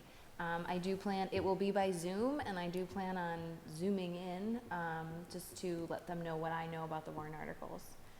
And I did send them. Well, can we post that so we can all join? They'll post it, and then I'm sorry, No, for you, 'cause yeah, what if- sorry. We do usually Right. try to. If I just don't have a hard and fast date for you, No, but I'm no, assuming I it's gonna understand. be the Thursday. I'm Okay. assuming that, but I don't Okay. know, so. I just want to mention relative to No pilot promises. agreements, Mhm. when the first three were out there, the FinCom was not asked to weigh in or anything. The night we went to town meeting with the three, one of which passed, the moderator specifically asked the FinCom, do you have a recommendation? And they said, no, it's not a money article. And the response was, it's tax money. Yes, it is. So they should at least be prepared to hopefully say, we would support pilot agreements based on the information if they don't wanna read them. But I think that's an important Mhm. thing. Even when the first ones were negotiated, Board of Assessors were left out. I was on the FinCom at the time, and I Mhm. was looking around like, who's gonna weigh in on this? Yeah. This is important. So I just mentioned that up Okay. front. I appreciate that. All those in favor of closing the special town meeting warrant, say aye. Aye. Opposed? Abstentions? The ayes have it. That motion carries. We have made a lot of progress. I feel like we did everything backwards tonight. We got to all the lengthy stuff. I do want to adjourn the open session by 9 for cable. We're almost done anyway. We just have our 5-year plans to go. Yes, I just feel bad that we kind of disrespected the town administrator. She was at the earlier part of it, and now Oh. we've pushed It's okay. it right to the end. I'm here anyway, right? So that's fine. She's used to it by now. Okay. Under quarterly update, we have our Board of Selectmen's 5-year plans. And again, I do want to keep us to getting out of here and entering the executive session within the next 10 minutes. Okay, yeah. So Selectman Goulart, do you want to kick us off with our 5-year plans? Okay, you all should Updates? have copies Mhm. of what I had put together from Mr. Ferry and Chief McGee. Mm-hmm. And that's really, there's nothing new, and it's an update of what they got. If it's not on this list, it means they got it at a town meeting. So they don't have anything new added. This is an update of the list. Mm-hmm. And so it's a progress report, meaning they did make good progress in both departments. And this is what we have left at the present time. Thank you. So is the red, what's in red, is that what's changed? Mine's not in red. Oh, mine is. That it might is- be like yeah. a gray color on yours. That's okay. I think it's just those are the items that have been touched, I guess, have been worked on. Yes. That's what Mhm. that is. Selectman Pacheco? You have the Yes. floor, sir. So this was Is that dated one the color? this was dated a couple of weeks ago, it's changed a little bit. We are still on the waiting list for the renovation of our Andrew Carnegie Dayton Public Library. We are number 14 on the list. The Dayton Public Library is presently closed. There will be a warrant article for November 16th special town meeting to open up the main floor. If approved, this would allow a second egress for the main floor with a new ramp. In addition, the bathrooms will be ADA compliant. The library cannot be open without these necessary changes. The Dayton Public Library is open for curbside pickup. You can call the library to place your order, use the sales mobile app, or place your request using a form that is on their website. They are accepting library returns in the Dropbox. Let me just go right down to the second. Making Town's buildings ADA compliant. The Commission on Disability has been formed. The members are Jonathan Gill, Chairperson, Jennifer Dukowski is the Vice Chairperson, Jocelyn Tavares is our Secretary, and Kevin Smith is a member, and myself as a non-voting member. We have met twice, it's now 3 times, and again, we'll be meeting next week. We are reviewing the KMA self-evaluation transition plan report that was completed this past June after the town received a grant. We have met with Jenna Barr and Tonya Patricio to discuss the Dayton Community Garden Plan and how to make it ADA compliant. We are very excited about their plans and do whatever we can to assist them. We also discussed the ramp and variance for the Old Town Hall. It's over there. ADA Coordinator Jonathan Gale and Commission Member Kevin Smith are working with Building Commissioner James Aguirre on the application. We have applied for a grant for the crosswalk and curb ramps for the various areas in town. Town Administrator Mallory Aristine and the ADA Coordinator Jonathan Gale are working on this. We thank them. I believe it's been submitted, and we thank them for applying for this. It has been submitted. And the Commission on Disability has been very motivated and active members, and I am very pleased to work with them. And we've also met with Jeff Dugan, Assistant Director of the Community Service from the Office of Disability. We met with him last week. He spoke with us for over an hour, and he's been very helpful. So that's kind of update on my. That's awesome. my You're 5-year plan. very busy on the ADA Commission, so good work It's on a very that, good group. everyone. Very good group. Yeah. Yeah, we have Mr. Smith, we share him, so he's on the Open Space Committee, and we had our first meeting. I guess I'll just tell you this. Under Selectmen's reports, we finally have a quorum on the Open Space Committee. I'm just an associate member. I do not vote. We are very close to being done. We expect to be done with the Open Space Plan, meaning out of Open Space Committee being approved there by the end of the year. Then it goes to planning, who will vote to add it to the master plan. At the same time, Mr. Napolitano will help us get everything we need to into the state so that it gets accepted by the state. And then we're eligible, Madam Administrator, drum roll please, for the Community Compact Cabinet for the next round. I know it. Excellent. Which has done wonders for our town, all jokes aside. So it's very exciting. Agricultural Commission is making progress on its agricultural work plan. That will also be helpful once it's, accepted out of commission and goes to the state and is approved there. We'll be eligible for even more grants. We will, by the way, Selectman Pacheco and Mr. Smith will be in touch. We will be running the Open Space and Recreation Plan by the ADA Commission as well. Good, very good. All right, Yes. and thank you for indulging me. Next is my 5-year plan, the town hall renovations. And if I miss anything, anyone who's in the building, please correct me or add on. As the work on the Cable Television Committee workstation at Old Town Hall is just about completed, work has begun in the former Selectmen's meeting room at Town Hall. Wooden beams have been erected to carve out office space for general use. Members of the Highway Department are busy working daily to convert the space into an office for the accounting department as well as a general use office. So lots of loud sounds when you're there, so work is being done. It looks almost unrecognizable already. So a lot of progress being made there. Congratulations to the Highway Department and to our building commissioner for getting that ball rolling. Very appreciated.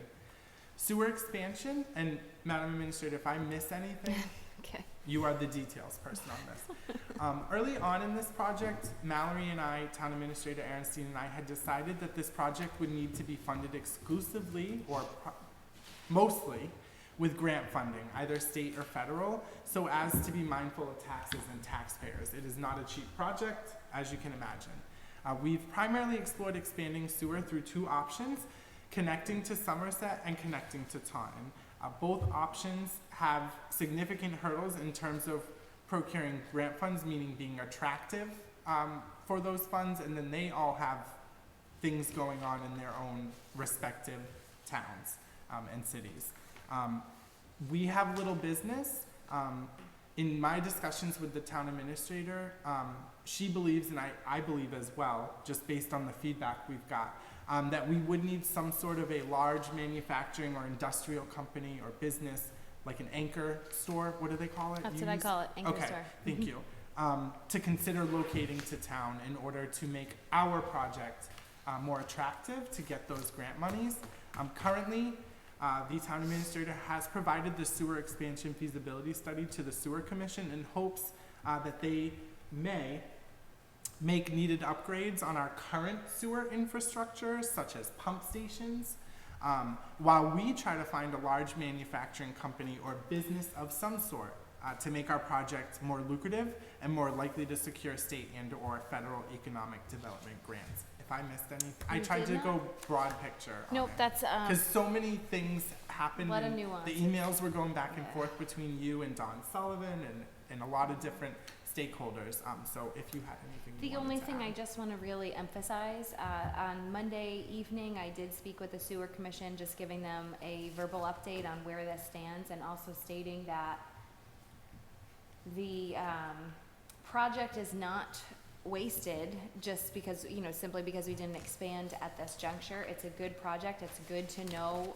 what an expansion would involve, and it is also good to know what the problems it would solve, and those include environmental concerns as you go further down, which those easily qualify for federal grants, but you need the connecting piece, and that's what's troublesome and difficult for us to finance.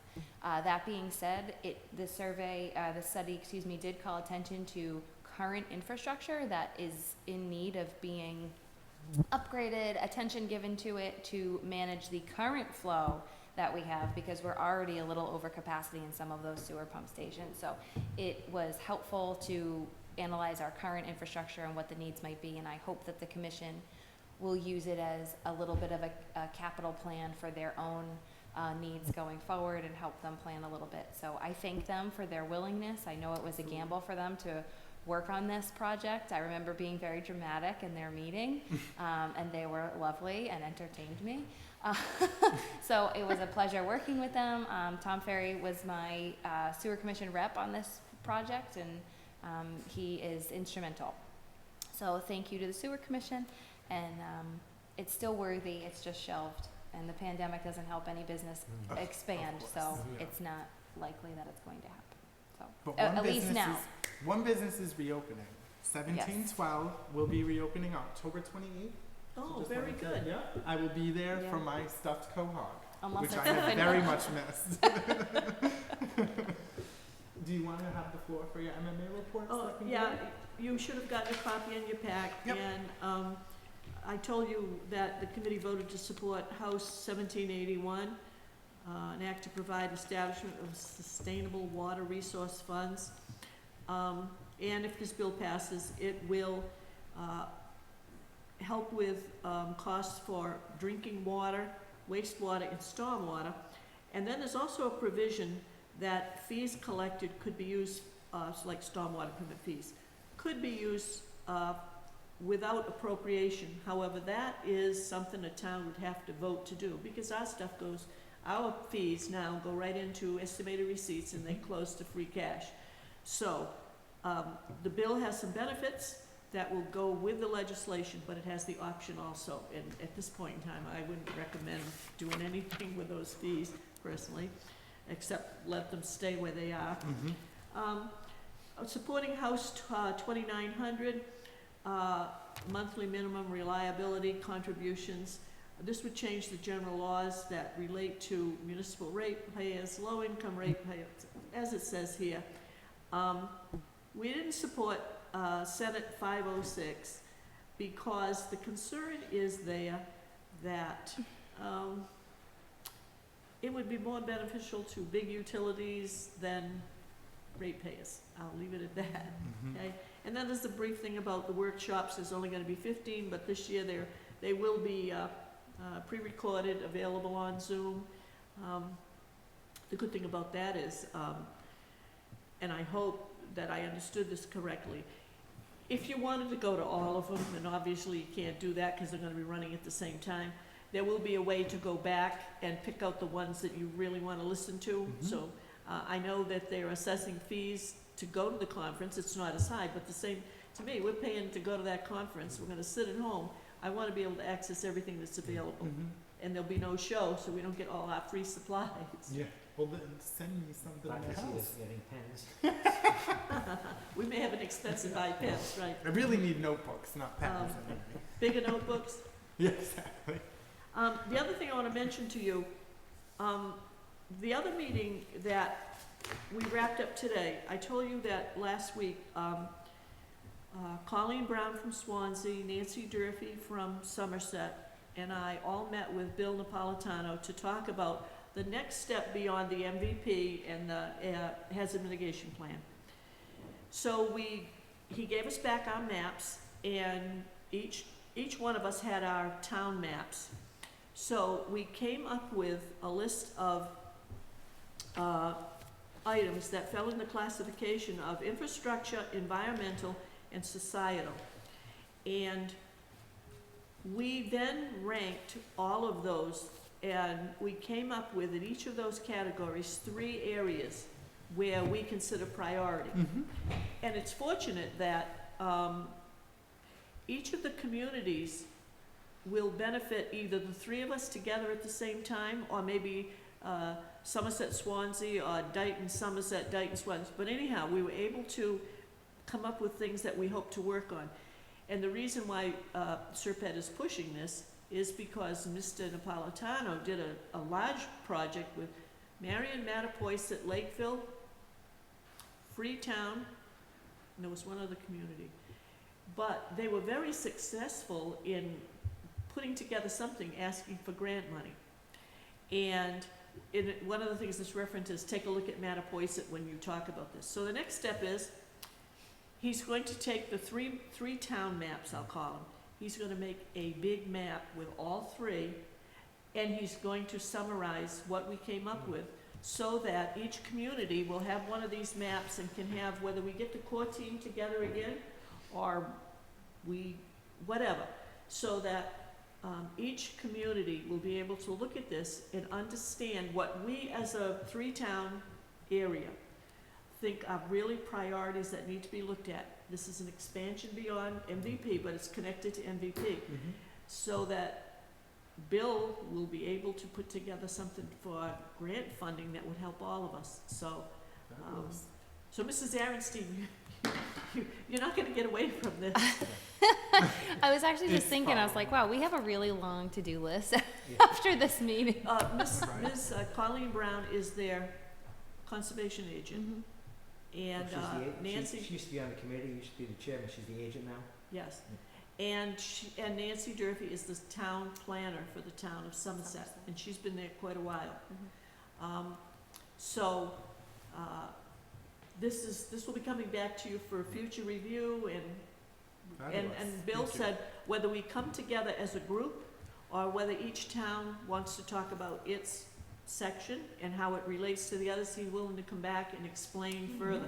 But we did it just like MVP with those sheets, and he wrote everything on it, and it really worked out. It really Convinced well. he doesn't sleep.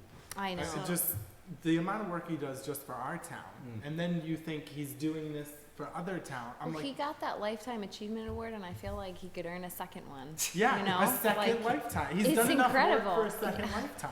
And That's whatever you talk about, he says, oh, well, we had something similar to that, and he tells you what town The it was memory. in, and It's crazy. And I he talked agree. about Norton and Taunton and Mansfield and you name it. And then we had the Mattapoisett, Marion, you know, and it's really his something. contributions So, are just. He helped us craft our MVP application.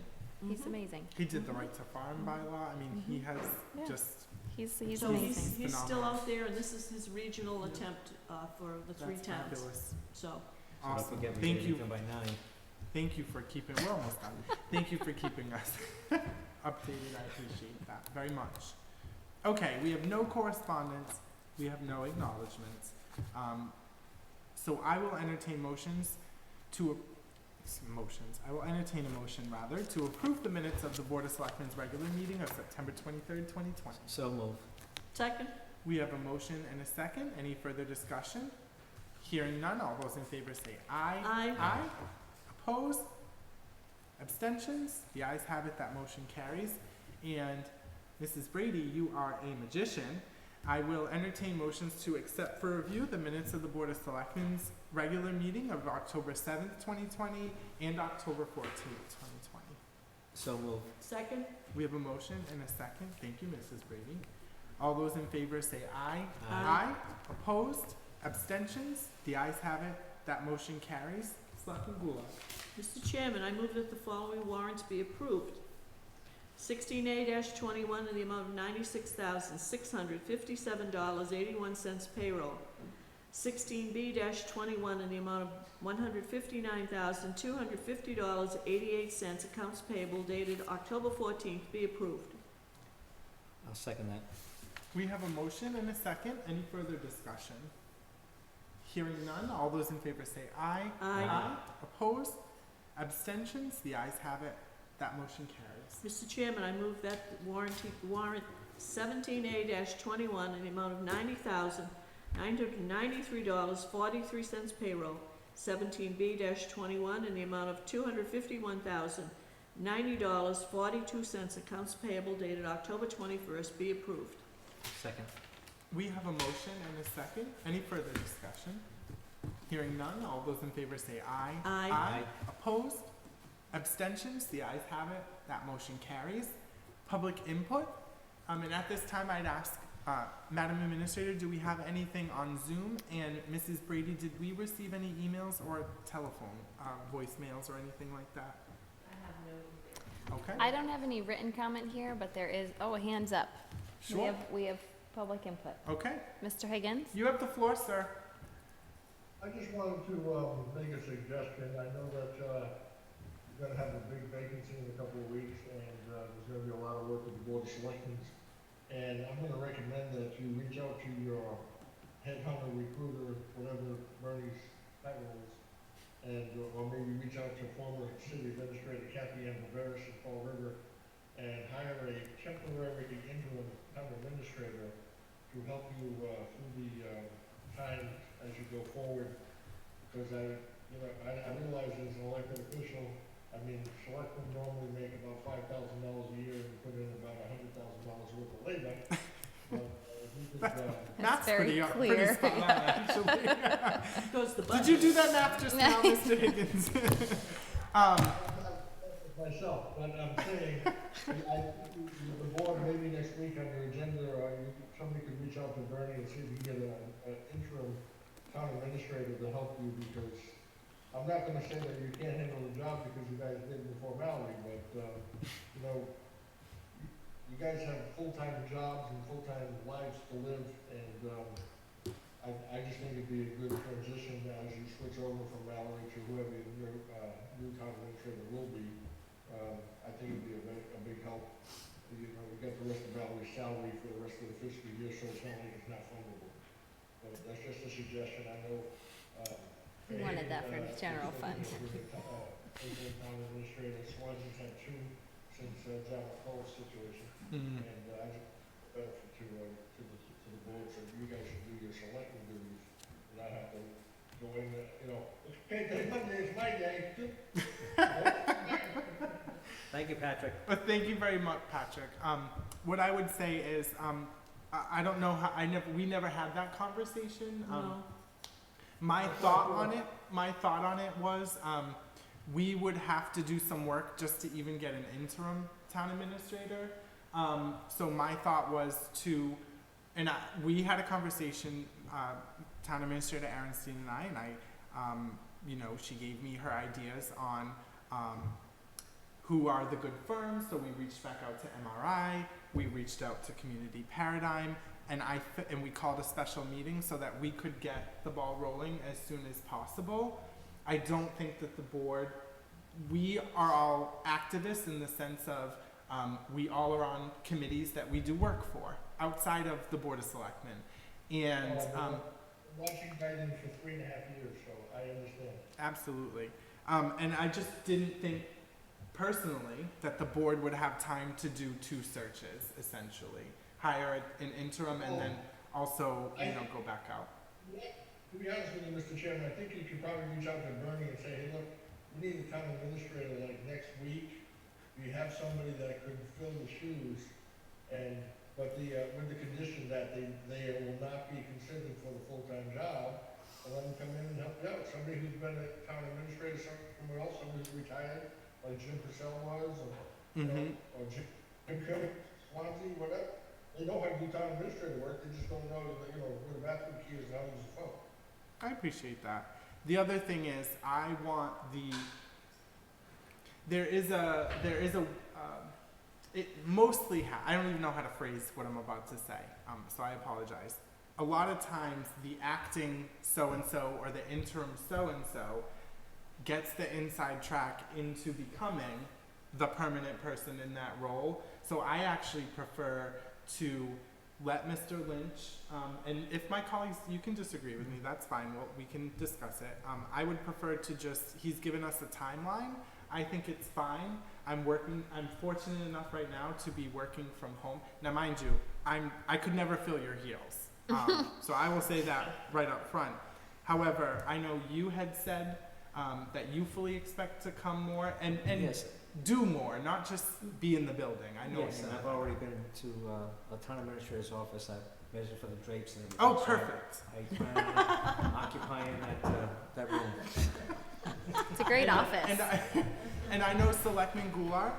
I don't care about the trade. No, I know you I don't. think we need to work a schedule. That's right. Yeah, and we absolutely will. I guess what my roundabout, I'm taking the scenic route on this. I think what I'm just trying to say is, I think we can manage for 4 to 8 weeks to get us through to where we have someone that we all like and feel confident about and trust, and that can feel or sort of fill your heels.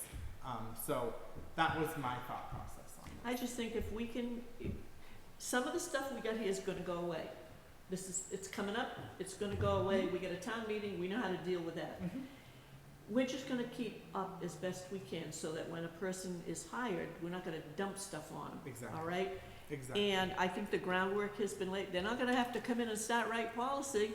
That's right. That is. They're gonna sure. have to come in and get oriented on, here's Dayton, this is what it is, this is how we operate. Yep. And they've gotta get acclimated and, so it's, as long as we can do our best to keep up, Absolutely. I think we're gonna be okay. I think so too. I do. And we I'm can have wrapping that. up as much as I can, so you're not getting a bunch of work dumped on you too. So, all those grants are finalized, minus Green Communities, which we're finishing up now. And then we have a couple of grant applications in the wings, but all of the information you need is in a lovely binder labeled grants, and you can just go, including the MS4 permit. I saw your setup. Oh yeah, it's Yeah, very it's organized very and labeled, organized. and I'm trying to leave it very not my filing system, but like a Yep. normal person's filing system. So you should be able to I have a just weird filing find system anything. Yeah. So I even like resaved things so that cognitively it would make sense if you had to go into my electronic files and find something. Sure. So I'm trying to. But we plan for that. can have. Yeah. We can all, through the town administrator, give her our availability or when we expect that we will come in. What we expect we will do. I'm sure there is a list. We will have to delegate that list. I just leave it with Leanne, Mrs., Mrs. Kerwin, and Mrs. Brady, and just say, you guys need me, call me. Just call me. That's fine too. All right? If I'm around, I'm coming in. If we know something ahead of time, hey, we gotta do this by a certain date, just let me know. I'll be there or a time. We're gonna get it done. It's been rare though that she calls, so. It is. But that's gonna have to change because Yeah. the burden can't just be on you and Ms. Kerwin. Absolutely. Yep. Okay. Thank you. I have one request on a public input. Our November 4th regular meeting is set for 6 o'clock. I am requesting, can we start at 5? Because on November the 4th, on the morning, I was supposed to go to Boston. I contacted the people at MGH and said, hey, I'm willing to participate, I'm not coming to Boston. They said, will you go to Foxborough for 10 minutes of 9? I said, at night? They said, yeah. I said, if I can make a change, I will gladly go to Boston. Oh, so you want to be out? I said, I don't want to go to Boston because of the virus. So I'm hoping to participate in this program, but if we started at 5 and I left it by, say, it would have to be around 8 o'clock to be there in time. But we'd have 3 hours, and I would hope we could get through a lot of stuff. And if we're meeting next week, we may have a smaller agenda. Correct. So I'm just asking up front. Do you have any issue with that? I don't have a problem. Okay, wait, but you're gonna go from here, you're gonna go to Foxborough to For you. I think, I don't know if it's the new building or the old building, because there's 2 buildings, but, Okay, we're being I'll laid just back, stop so at we home need and to. pick up my husband. Okay, so that is fine. No, we got Samantha on that. We can't be here at 5 o'clock. Oh, Sorry about that, guys. I thought you were just like telling me to shut up. I No, apologize. no, continue on, we're just, we can't be here at So 5. maybe we can put more stuff on next week's meeting. Okay. And have a smaller one? On the November 4th. meeting, That's perfect. so that she We'll can get her leave, out. Okay, That's we'll have fine. it at 6, so that we can wrap it Okay. up by 8. thank you. You can do 6 next, 6 is fine, 6 Okay. o'clock is kind of close. but next Okay. week. We I, still work. I'm calling a meeting for next week because of some timing. Is that okay? What time are you gonna call? 6 next 6, week, 6 is Wednesday. On Wednesday, right? Yep. Yeah. Yeah, we can do it that. Okay. 5 o'clock just cuts it too No short. worries. Yep. No worries. Yep. All right. That sounds good. Okay, thank you. You're welcome, and thank you for letting us know. And at this time, under Massachusetts General Laws, Chapter 30A, Section 21A, Number 3, to discuss the strategy, excuse me, I did that all awkwardly. I will entertain motions to enter into executive session under Massachusetts General Laws, Chapter 38, Section 21A, Number 3, to discuss the strategy with respect to collective bargaining or litigation if an open meeting may have a detrimental effect on the bargaining or litigating position of the public body, and the chair so declares I do. Update on school committee, teachers union negotiations. Open session will not reconvene. I so move. Second? We have a motion and a second. All those in favor say aye. Aye. Opposed? Abstentions?